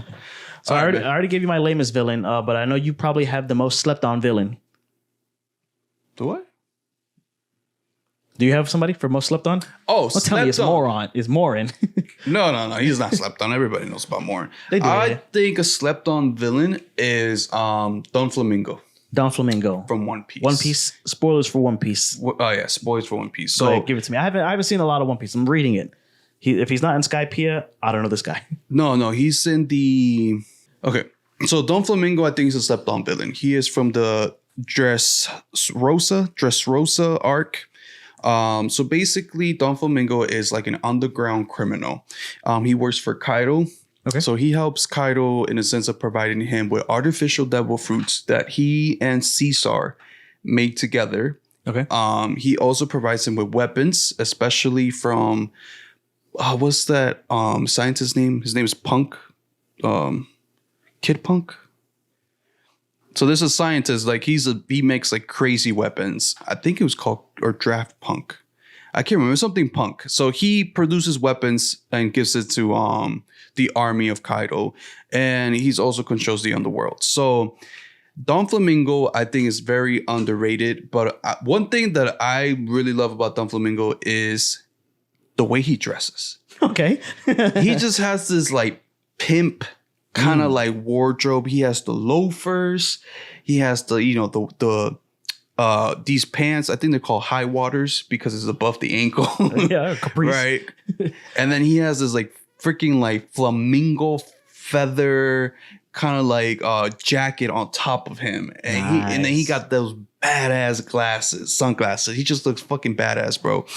And I think he slept on because like this dude pushes Luffy when they finally fight. So he has a devil fruit. His devil fruit is called the Ito Ito Nomi fruit, which literally means the string fruit. The string fruit. So he has the power to create these strings. Think about it like fish wire. You know what I mean? They're very light, really hard to see. Okay. They're very thin, but they're very durable. They're sharp, so they can be used as knives, so he can cut things. He can also use it to like puppeteer other people and kind of make them do the bidding. And then he can also suspend himself. Like he can stand, like he can like be like Spider-Man. He can put like one string from one building to one building, and he can stand on top of it. And it looks like he's floating or flying because you can barely see the string. So he's like levitating, but he's really not. And this was the arc where they talked about, I don't know if you heard about the awakening. So basically like being able to fully indulge yourself into your devil fruit. So, like Luffy has like, I don't want to like spoiler alert here, but like in the manga, Luffy's able to go into gear 5, right? So he's like elevating or finding ways to elevate his devil fruit. Yeah. But in future, we find out that the fruit that he thinks he has, which is the elastic fruit, the gum fruit, the gum fruit is really not the gum fruit. Really? It ends up being a different fruit. So that's spoiler alert. I don't really want to go into it like that. Okay. But he was able to actually do an awakening. So instead, everything he touches became string. So like if he wanted a whole building, it will become. This is Don Flamingo. Don Flamingo. Okay. It will become string. Okay. So he was able to like actually turn his outside world into what his fruit is. Okay. So string. So that's how he became so powerful. I mean, at the end of the day, Luffy did take him down. But I thought he was just like a mastermind. He was just like a gangster. Really what he was a gangster. You know what I'm talking about? He was just doing what he was supposed to do, being a menace. He didn't really have like a huge objective. His objective was just to help Kaido do what he needed to do. And in the end of the day, he was being paid. You know what I mean? He had his own country to run. He had people that worked for him. He was like the headmaster of like the underground criminal world. He was just Don Flamingo.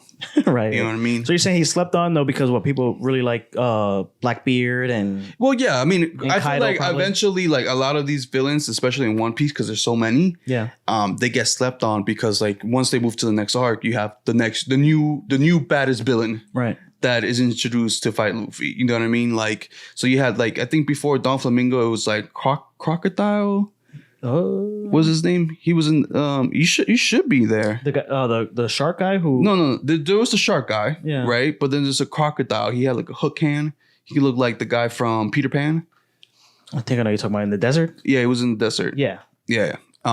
So I think it was before that. Yeah. So of course, every arc has their new villain, Kaido, Big Mama, and then they're gonna move on to the next, the next emperor or whatever. Yeah. But yeah, I feel like Don Flamingo slept on. He's currently right now in jail, so he's not dead. He's in jail. Oh, maybe he's gonna do a comeback. They're gonna have. Yeah, I think he's gonna have a comeback. They're gonna break him out, bro. Hell yeah, bro. This should break down. Oh man, Don Flamingo, beast. I think he was a very underrated character. Maybe not at that moment when he was first presented, but now he is. Now he is. Okay. How about you? Who's your underrated character? Underrated. Do you have one? I don't really have an underrated. I feel like I should. Just because, like how you said, like whenever there isn't a villain in an anime, he is like the biggest, baddest villain until the next one. Yep. So as far as like underrated, nah, I don't really have one. I don't know. I've been watching Demon Slayer. So we're telling you my favorite Demon Slayer or my favorite demon is the third rank. I forget his name already. I know we just did an episode about it. Akaza. I know what you're talking about. Yeah, I know what you're talking about. The one that fought the flame. Yeah, Son Goku. Yeah. So, I mean, he was the shit in that movie. But then now they treat him like he's like shit. They're like, they don't. He was the shit in that movie because he was strong enough. He is the third to go. Yeah. So but remember, like the second and the first, him being third means that there's two more demons on top of him that are probably way stronger. And if you saw the episode for this new season, you'll see how strong they truly are. Oh, yeah. I mean, this guy. Okay, so they have the second demon. No spoilers, bro. What do you mean? I'm not. Oh, no spoilers, no spoilers. But there's a second demon, right? And my part that really showed like how strong they really are was there's like this little scene, where the second demon like appears to the meeting that Musen had like called everybody for, right. And he like puts his hand around your favorite character, number 3 demon, right? And the number 2 demon is like. No, number 3 demon is like pissed, like because he's like, why are you taking this so lightly? Like I'm not your friend, right? And then he like literally chops off number 2's face, like half of his face. Yeah. And number 2 is not even like stuttered or like laughing. impressed or like in any way possible. He's just like, I'm gonna just you know what I mean? Like he wasn't even scared. Like it didn't even face him. Yeah. And I thought that was crazy. And then there's like a little part where they showed the number 1 demon, well, not Musen, but like the number 1. Yeah. Which is supposed to be like behind Musen in power level. And they are both, well, except the number 2, because I think number 2 is kind of like shows like he really doesn't give a fuck. He doesn't really like, he doesn't show any type of fear towards anybody, not even Musen himself. I think it was shown and presented that way. Like he didn't really, because everybody was scared of Musen except number 1. Everybody except 2 and 1 are, I don't think they're really that afraid of Musen, right? Like per se, but everybody below that, like 3, 4, and 5. They're fucking terrified of him. Even who was that guy? The guy in the pot? Yeah. Was like, master, whatever you want, master. Yeah. And then like the 5th one was like literally on his knees, like, why did you call us master? Please, I'm here for you. Like, you know what I mean? Like they're all kissing ass. Yeah. They're all there to kiss ass except for number 2 and 1. Number 2 don't give a fuck. Number 1 doesn't either. Like they're gonna do whatever they want regardless. Yeah. You know what I mean? And Musa knows that. He was like, but they're strong, so I keep them around. Done. But you can see in Musen's face on that episode, like he's irritated. Like he's like, I don't even know why I have you guys here. Yeah. You guys show no results. That's what he said. That's what he said to the third one. Yeah, you guys show no results. You killed one Hashira, and I'm supposed to be I know, praising you guys for that. Like that's your other Hashiras. Yeah, like that should be easy. Yeah. That should be like your morning walk. Right. You should go out there every morning and kill a Hashira. I know, right? And get some coffee and come back. And then you guys come to me like, oh, well, I got rid of one of the Hashiras. You want me to praise you for that? Yeah. You know what I mean? Like that's So that's what we were talking about in our Demon Slayer episode. Like, they do respect the Hashiras to an extent, but not like to the level where they're afraid of them. Just that they know that there's somebody that they have to contend with. Yes. So I thought that was actually pretty funny. So who do you have for your overall best villain?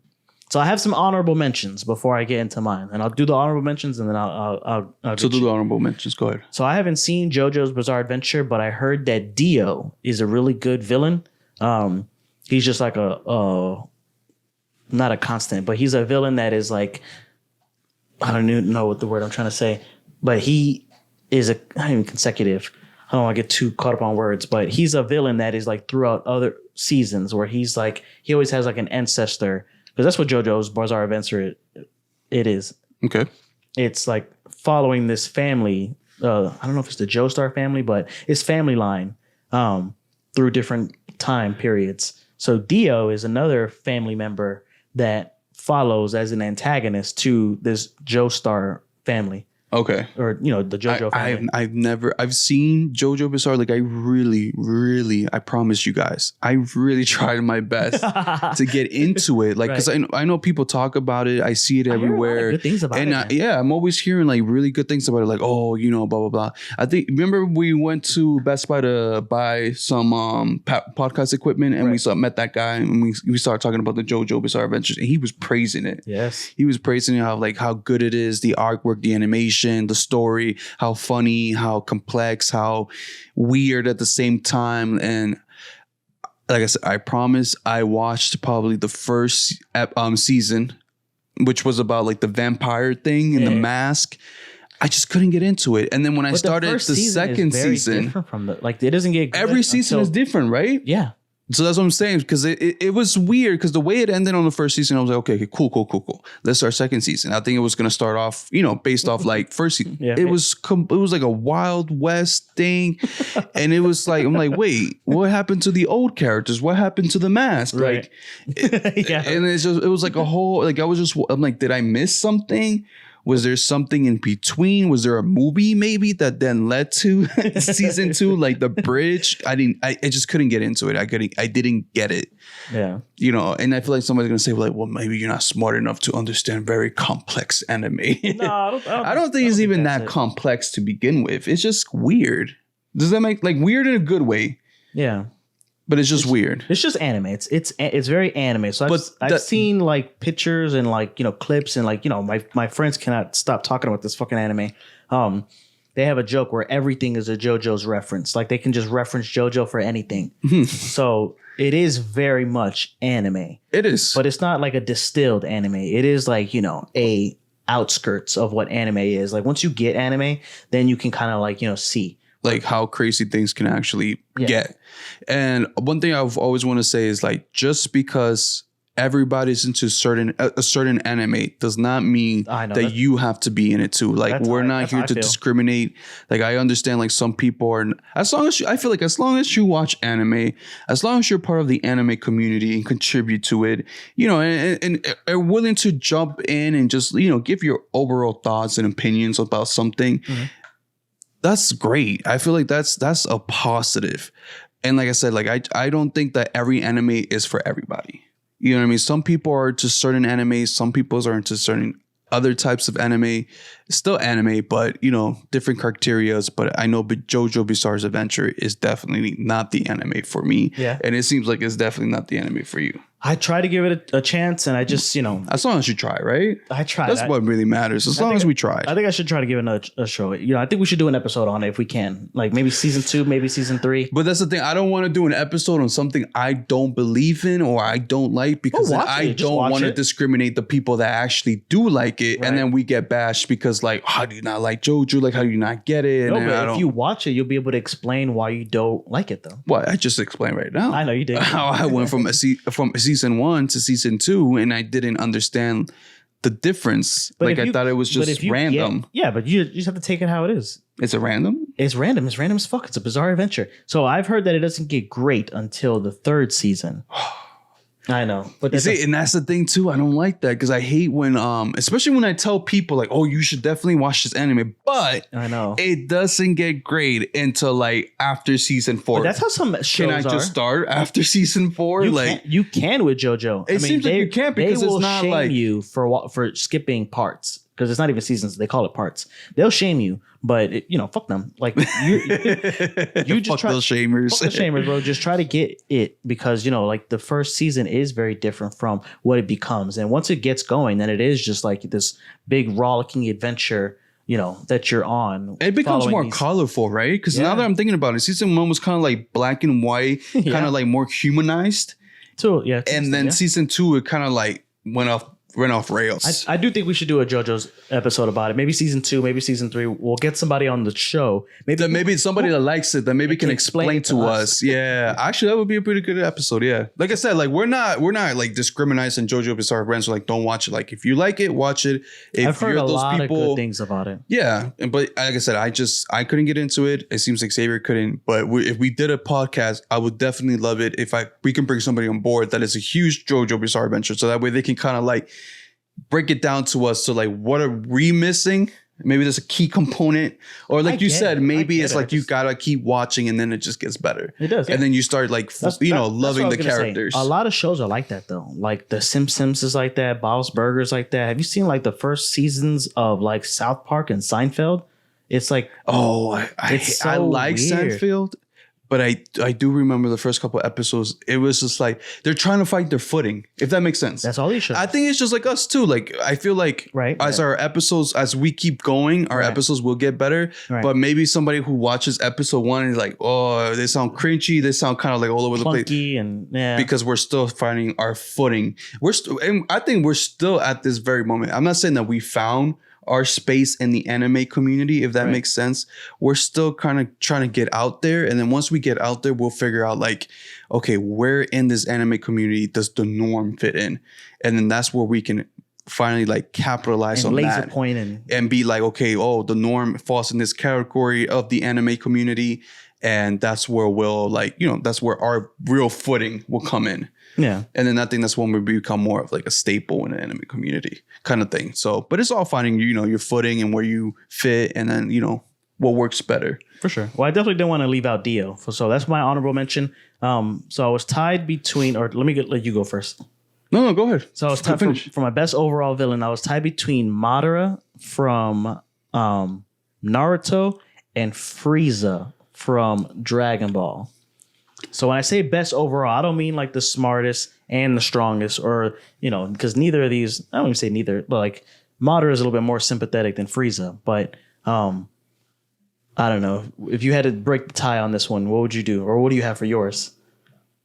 I just think that Madara is like such a great villain because he is, in a way like Naruto. And again, spoilers for Naruto and Dragon Ball with this, but the way Naruto and Sasuke just like battle each other, that's kind of like how the first Hokage and Madara are, where they are just like these, they're not even just like Romeo and Juliet, but like they're from these two clans that hate each other, and they find friendship, and then, trying to build up this village, something happens, and then, it fucks up the friendship, and then they're, doomed to fight for all eternity. It was like the nature of their upbringing. Right. And I feel like that upbringing was already set in stone.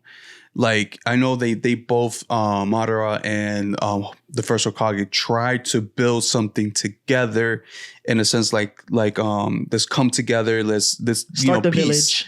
Like a peaceful village. Like, it doesn't have to be the what is their clan called? The Uchihas versus Uzumakis. Okay. Like, it doesn't have to be a clash between them. Like, let's find something mutual, and that's what they were trying to do. But then it was still set in stone. Like, they still didn't look at the damn, I don't know what I'm saying. The Uchihas. It's not Uzumaki though. It's I thought it was a Uzumaki clan. I don't think so. Maybe it is, but yeah, it's the Uzumaki clan. Uzumaki? I think so. Maybe. Yeah, I'm pretty sure. But now you're making me doubt myself. But they don't come here for facts. They come here for the vibes. Yeah, the vibes. All right. So in the end of the day, I feel like it was still set in stone. Like, they were still meant to. It's like a fate. You know what I mean? It's like once fate is written in stone, like no matter what they do is going to happen. And I think we talked about this with the whole like butterfly effect. Like, well, like if somebody was meant to die, no matter how many times you go, Tokyo Revenge. No matter how many times you go in the past and try to change something, eventually it's still set in stone. It's going to happen one way or another. You know what I mean? So I think that's what it was meant. Like, even though they tried to come together, it was still set in stone and fate that they were supposed to be like mortal enemies. Yeah, or rivals. Or rivals.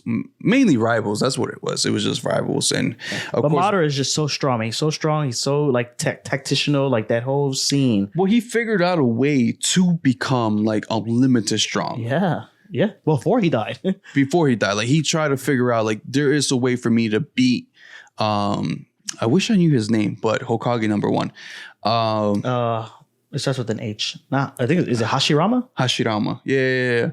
So I think at the end of the day, like, you know, he played the long game.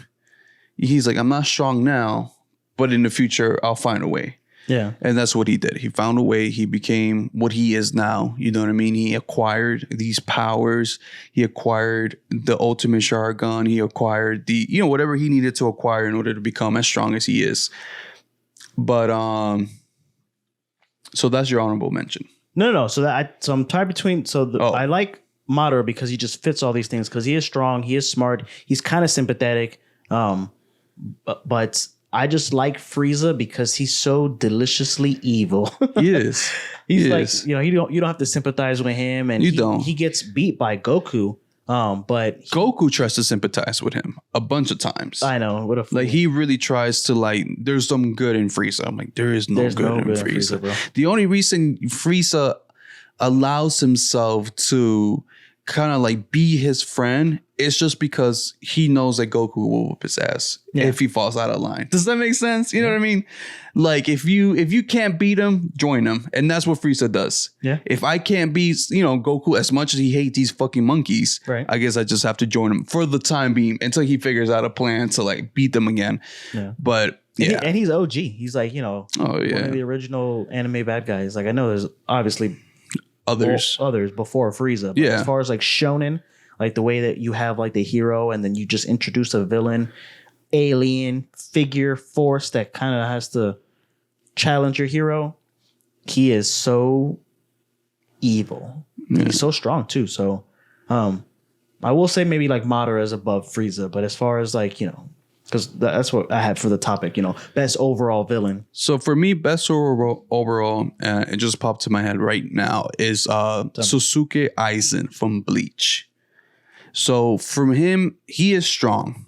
Adventure, and he plays his character as like he is not strong. He's like weak. He needs help, but he is strong. He does have a crazy motive, and the motive is basically to take over the whole Bleach world per se. Like he has his own beliefs, and he feels like his beliefs are better than what the original beliefs are in that world.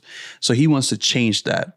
And he's also a scientist, so he experiments a lot. Okay. But he's intelligent because everything that was done in the Bleach world was basically his plan to begin with. So the whole Ishiko thing, spoilers alert, because you learned this through the Blood arc, that 1,000-year blood war? That they basically explain how Ishiko was technically like ended up being like a project of Aizen to begin with.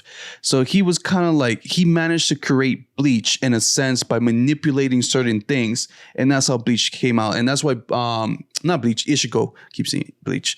Ishiko ended up having like all these powers, like the Soul Reaper. He ended up having the powers of, what's it called? There's the Soul Reaper, the Quincy's, and is it Demon? I'm also not too caught up on Bleach either. So he has like all the major powers. Like he's a combination of all three worlds. Okay. So you have, like I said, you have, damn man, my mind is going blank. It's all good, man. We'll edit this out. So we got the Soul Reapers, the Quincy's, and then the Soul Eaters. I don't think they're Soul Eaters. They're the demons part of it. And so he's a combination of all three of them. And he ends up finding out later that it was because of Aizen that he is who he is. So I thought that was pretty dope how like it all ended up falling to Aizen and his huge masterpiece and plan of taking over the world, you know? Okay. So I think he falls in those good categories. I think a lot of people would definitely put him up there. Definitely, for sure. Okay. Maybe I didn't explain it too right, but I feel like you get the gist. No, for sure. So who did you end up picking though between Madara and I have to put Frieza? them both. I have to cop out, bro. I have to choose them both. You gotta choose them both. For different reasons. I feel like Madara just is an overall like more dynamic villain. But I just love how evil Frieza is. Like you don't have to have like this, like how we were talking about Attack on Titan. You don't have to have this villain that you're like, okay, well, he's doing the right thing and da da da. Sometimes you need just a raw, evil person to challenge the hero because Goku is just raw good. Yeah. So no matter what he does it out of the pure of heart. Right. So Madara, he talks shit about all the Kages. Like, oh, you guys think you guys are so smart. You guys are the fucking Kages of these different villages. Like, you guys don't care about shit. All you care about is your throne. And then he challenges them and then he kicks their ass and fights them. And it's just like, that fight is so badass too. So, because I can't remember like not a good Frieza fight, but a Frieza fight that tops anything with Madara. So Frieza fight, I can't. That tops Madara, that tops even that opening scene, or just like anything. I think the best Frieza fight, probably in his whole anime career. Tell me, or was it his movie Resurrection? No, I think it was his fight between Goku and the Namek. Oh, the first one, yeah. I think that was his best fight. Yeah, that's when he really, because that's when you really see him push himself.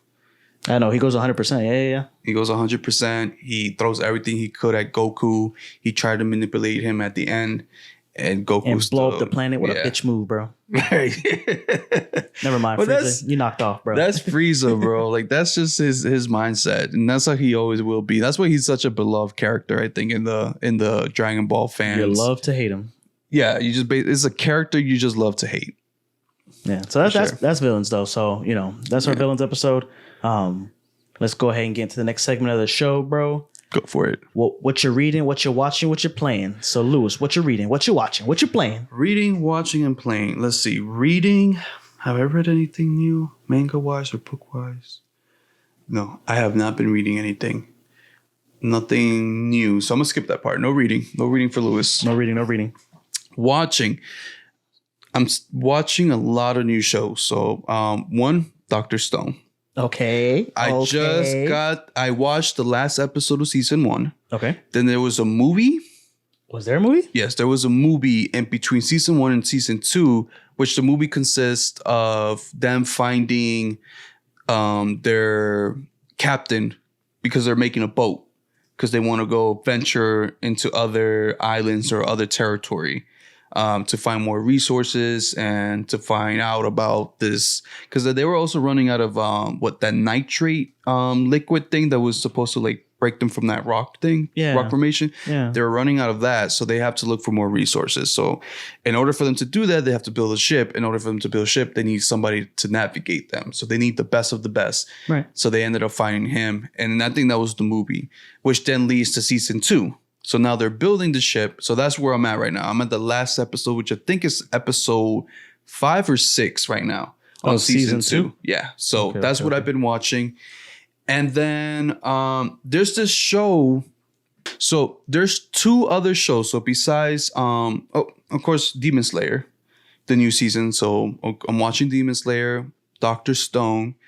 And there's 2 honorable shows that I want to mention. Hell's Paradise. Okay, is that an anime? Yes. So it's supposed to be this new anime. Of course, the manga, people who read manga are way ahead again.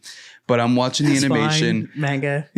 I'm watching the animation, and it's supposed to be like it's good so far. I like it. I'm waiting for them to kind of go more into detail about like this Hell Paradise world. I know there's more into play because I've also been watching like YouTube videos that talk about it, of course, from the manga point of view. Why do you ruin shows like that for yourself, bro? I love knowing things. You know what I mean? I know, but you don't even love enjoying it. I know, but I still enjoy it. Like I still enjoy it. But you have questions. I was talking to my son that about can be answered. Why are you holding yourself from answering questions that you know? Because there's answers out there for it already. Answers. You know what I mean? So I kind of like, seen videos where they talk about the manga. So okay. But I've also been watching the animation. So I want to point out Hell's Paradise is really good so far. Mm-hmm. Like I said, I'm just waiting in the animation to like explain more about like this world.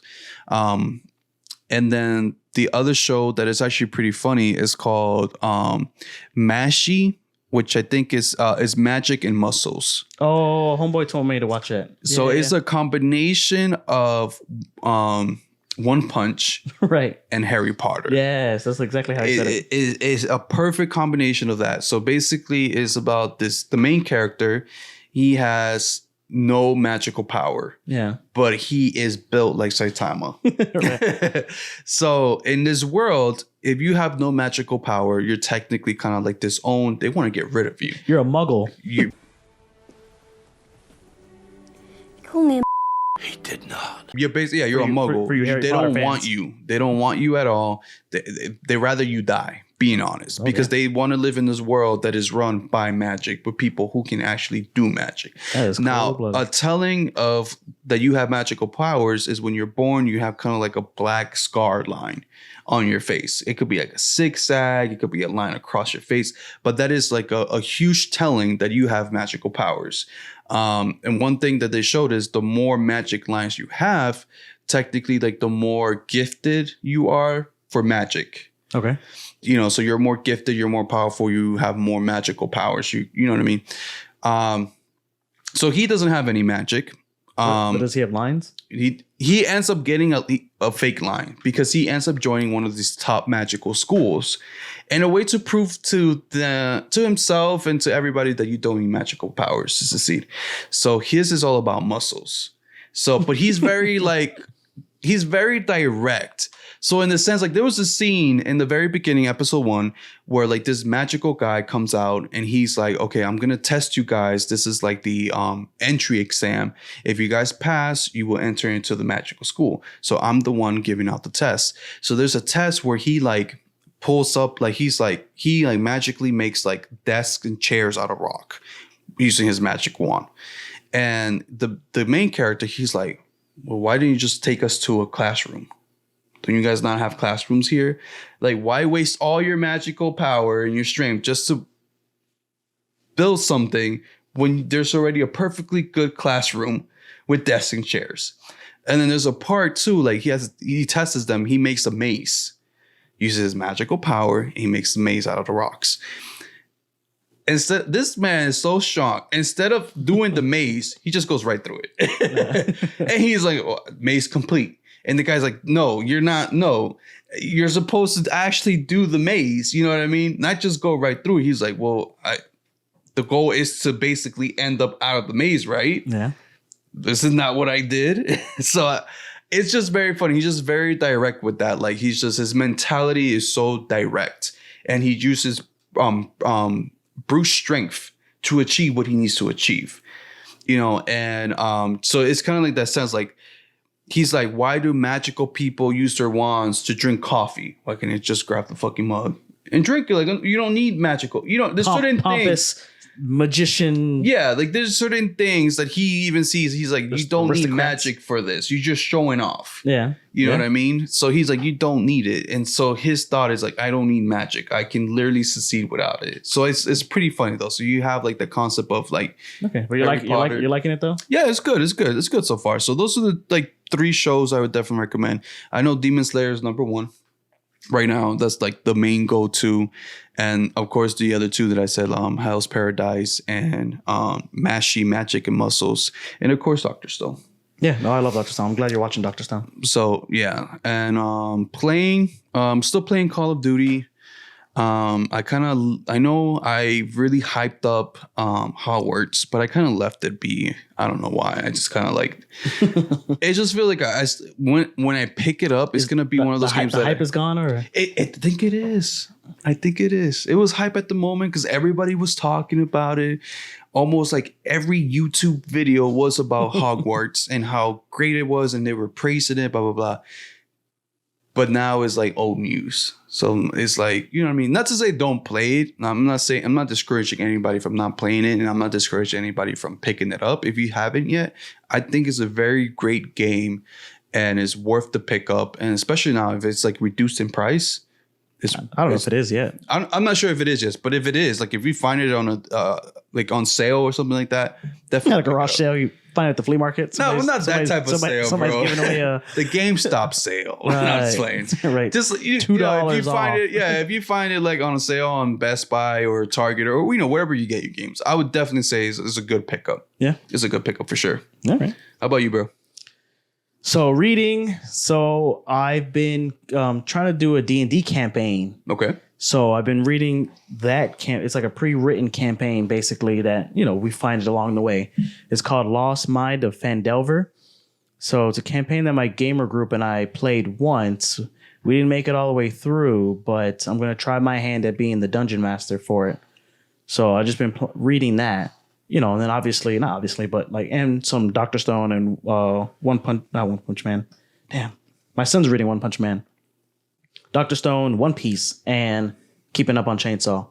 So that's the latest thing that I've been reading, The Lost Mind of Fandelver. So I finally got my D&D campaign going. We only had one session, but we're shooting for once a month. And then maybe we try to do once every 3 weeks. So that's what I've been reading. I've been playing Magic the Gathering Arena. I'm going to drop my gamer tag over here, right here in the video version. In the podcast version, I think it's Young Morgan Freeman. YNG Morgan Freeman. Okay. So if it's not that, check the video version. But yeah, I've just been playing that. I love it. And I've also been playing God of War, so I'm actually getting through it too. So God of War is getting pretty good too. So how far you got into it? You still in the beginning parts, or? So I can't tell because I don't know where it ends. But my friend Fred came over to pick something up the other day. He saw me playing it. He says that I'm not at the good part yet, but I'm getting there. You're getting there. I'm getting there, and then it gets the good part, and then it just plateaus, and then it ends. But definitely getting through that. Okay. And then for watching, so I've just been watching some stand-ups. I remember we were talking about it. So I watched Ali Wong. She's a comedian that I really like now. I did. She's that Asian girl, right? She's the Asian girl, yeah. Did you see that show? I think she made called Beef? Yeah, a friend of mine told me to watch it. She said I would really like it. I saw it. Yeah, it's the good. whole thing. It's pretty good. It's pretty good. It's so crazy of the adaptation of the actual hatred and road rage. That's what they opened up with. Play off of it, yeah, and then they make it into this whole story, which I think is pretty cool. I need to check it out. I checked out the first episode, but I think I'm only halfway through the first episode. But she recommended it to me. She said I would really like it, and she knows me well enough, I think, to know my taste and things like that. Yeah, but no, Beef is actually a pretty good show. But she's good. So Ali Wong, she had a stand up called Don Juan. Chris Rock, I saw his stand up. I saw Marlon Wayne's his stand up. Oh, God Loves Me. God Loves Me. Yeah. You saw it? I saw it. Really, really good. So then you saw Chris Rock, right? Not Chris Rock. Yeah, Chris Rock. Is it Chris Rock? You saw Chris Rock, right? Right. Which one had the better punchline to the whole slap between Chris Rock and Will Smith? I feel like Marlon Wayne's, because his whole stand up was about that. So Chris Rock, dabbled in and out, and he still, was hitting his shit. But I don't know, man. I love Marlon Wayans from the Wayans brothers and White Chicks and all that stuff. But I didn't really know that I liked him like that as a stand-up comedian. No, he's good, man. I like him at when he did Wokish. That was pretty good. Yes. But I didn't really see him as that kind of guy. But so a little detail. Me and Xavier actually ended up going to our comedy club here in Naples called Off the Hook Comedy Club. Yeah, we saw him, and we went to go see Marlon Wayne. So shout out if Marlon Wayne watches this, is pretty dope. But shout out, man. He looked right at me. It was a very epic moment for me. I'm a huge fan of Marlon Wayne, huge fan. We went independent of each other. No, yeah, we did. We went. It wasn't coordinated or anything. Just I was like, yo, are you here? He's like, yeah. Yeah, I'm here. But it was amazing to see this comedian, this guy, in person, and not I just thought it was the best moment of my life. I mean, the comedy hit, the jokes hit. Yeah. I mean, he was on par, he was on point, and I wish one day I can get to that level of being funny. Yeah. You know what I mean? The storytelling that he does, it hits. It really does. It's a really emotional story too. And that's what I'm saying. The thing that I like about him is that he can tell an emotional, a real emotional thing in his life and portray it into something funny that he can later laugh about. Yeah. Which I think that's all we need in life, right? So turn something that literally is a very emotional or a very setback in our lives. Yeah. And then turn it into something funny, something that we can laugh in the future. You know what I mean? Maybe he's hurting now because of whatever he's going through with his daughter, but making jokes about it, maybe not at the moment is funny, or maybe his family doesn't see it as funny at the moment, but maybe there's something that they can laugh later in the future. Yeah, no, for sure. It was definitely real nice. Yeah, so I've just been watching stand-ups, and then Mon and Wayne, if you hear this, if you see this, shout out, bro. Two fans, really big fans. So I've been watching Blue Lock off of your recommendation, and we are going to do an episode on it. So I've been watching Blue Lock. I really like this anime. Blue Lock, bro. You were not overselling it. I was not, bro. It's good. It's good. I can't wait to make. What's that? The next episode? The next episode. Yeah. Next episode. And then I also been watching this show a friend told me to watch, Banana Fish. So it's some anime that is on Amazon Prime. It's not for everybody, but Is it like? It's. I love dark humor. Is it dark humor? Like is it dark? Like it's dark, but there's no jokes in it. There's like some jokes actually, but there's no. It's not. It's there's a show on. Is it HBO Max? I think it's HBO Max. Got a lot of heavy. It's an HBO Max anime. It's heavy. No, there's this show. It's heavy as hell. It's called. It's about like hell. Mm-hmm. It's like it kind of reminds me of The Office. Okay. But like Satan is your boss. Fuck. I can't remember the name of it, but it's heavy. I had my girl watch the first episode, and she was like, this is hardcore shit. Yeah. And I'm like, no, this is some hardcore, like really graphic, very dark humor. Oh, humor? Yeah, it is. It's a funny show. It's supposed to be funny, but it's very dark. Yeah. Like this is not for the faint of heart. It is very dark humor, and like I'm really into that dark shit. So, this Banana Fish. It's dark, but there's like it's just heavy, man. I don't even want to like ruin it here in the podcast, but it's kind of like Gangsta. Have you seen Gangsta on? They have it on Hulu, but it's also on Crunchyroll. It's not like Tokyo Revengers.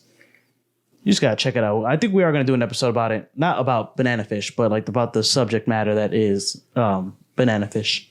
So, definitely been checking it out. Definitely took me like an episode or two to get used to it, but I found it along the way. So every time I watch an anime, I do kind of have to watch two animes at the same time because I don't like to like get too locked in on one. All right. I just Googled it. So the show that I'm referring to is Your Pretty Face is Going to Hell. Your Pretty Face is Going to Hell. Your Pretty Face is going Max. on HBO Max. That show is heavy. Dark. Yeah. All right, well, that's the show. Well, that's the show. All right, so let's wrap it up. Let's wrap it up here. Let's wrap it. So I hope you guys enjoyed this episode. Please remember to share this podcast with a friend and family member who likes anime or wants to get into anime but isn't sure where to start. So this is the best place to start. Yes. That's how we get more followers, more views, more likes. So please share. It's what we need. You know what I mean? And like I said, like I was talking about a little bit earlier about us finding our footing. That's what we're trying to do. We're trying to find our footing into the anime community. And one thing I want to point out is we're not like your know-it-all anime elitists, like you know, we're right all the time. Like we're not right. It's very this is more opinion based, kind of like we both love anime. We both cherish it. Like we both are huge fans. But we're not like your know-it-all. And like we'll drop facts here and there, but most of it is like our opinion and what we think. I want you guys to look at us like your general anime friends. You know, so the people that you talk to anime at work, they're like, "Oh, you like anime? Yeah." You're unsuspecting anime friend. Yeah, I feel like I love those conversations because it's like that unexpected guy, and he's like, you see him watching on his break, some like Demon Slayer. You're like, "You like Demon Slayer? Yeah, man, it's really good. Yeah, what you like about it?" And then you dive into a whole conversation, and then you're like, "Have you seen this? Yeah, have you seen that?" I want you guys to look at us like that. We want to put you guys onto some anime, but we also want you guys to put us onto some anime as well. Yeah, it's a learning curve. We're trying to learn, and like at the same time, we're trying to educate ourselves too, because we're constantly researching. We're constantly looking for more facts, so that way we're not just looking dumb per se. You know what I mean? And then we're being called out on the comments, blah blah blah. Like that's not it. That's not right. I can't. Blah blah blah. Like So I just want you guys to view us kind of like, your anime friends, your friendly neighborhood anime friends. But yeah, subscribe, follow us on every platform. We're on this stuck specifically where you can listen to us. So we got Spotify, we got Apple, we got Amazon, and we got Google. So definitely listen to our podcast through there. Leave a comment, write a review. Definitely give us 5 stars. 5-star reviews. So there's something that Xavier wanted to point out. Go ahead, bro.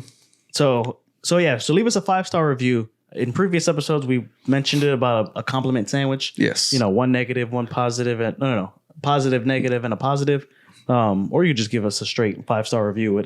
But make sure you're leaving a comment with the review so we know what to read off. So we do have a couple of ratings and reviews, but only one of them right now was a comment, like an actual review. Yeah. So I'm gonna read it out here. Go for it. All right. Fast forward. So we have from Ozzy Crocs. Is that what it is? Yeah, I think so. Ozzy Crocs. So entertaining, 5 stars. This podcast is really entertaining, especially on my long drives. The hosts are also funny, which is a plus. Yes. Smiley face. And for the YouTubers, we'll drop an image of that review right here in the middle between us. Yep. All right. So we appreciate that review. Keep writing us review. Like, we want to give you guys shout outs, and, we appreciate everything you guys do for us, like always. You can also follow us on our Instagram account, our Twitter account, and definitely follow us on TikTok. We're trying to blow up on TikTok. We do make reels of our YouTube, specifically if we're talking about something specific, something funny, bite-sized, little bite-sized, so you guys can see like what we do, what we talk about, and kind of understand where this podcast is heading. And like the full video version is always on YouTube. So follow us on YouTube. That helps us tremendously. And then anything we have to update you guys or anything we have cooking, definitely check out our website, thenorm.com, TheNormn.com. You'll find our clothing line, our merch. So we got our hats, or dad hats specifically. We got our hoodies, and we got our shirts. Take a look at what we are offering. It really helps us out. So if you can pick up a hat, if you can pick up a hoodie, if you can pick up a shirt, it really helps us out. Everything, it goes directly back to the podcast to elevate it, to do more things with it. Use a promo code podcast for 10% off. There you go. Nice plug-in. But yeah, and that's pretty much all I got to say. So as we say every week, tune in next time for scenes from the next episode of the Hyperbolic Podcast, where Lewis and X dive into sport anime with a special emphasis on Blue Lock. Thank you so much for watching us. Muito obrigado.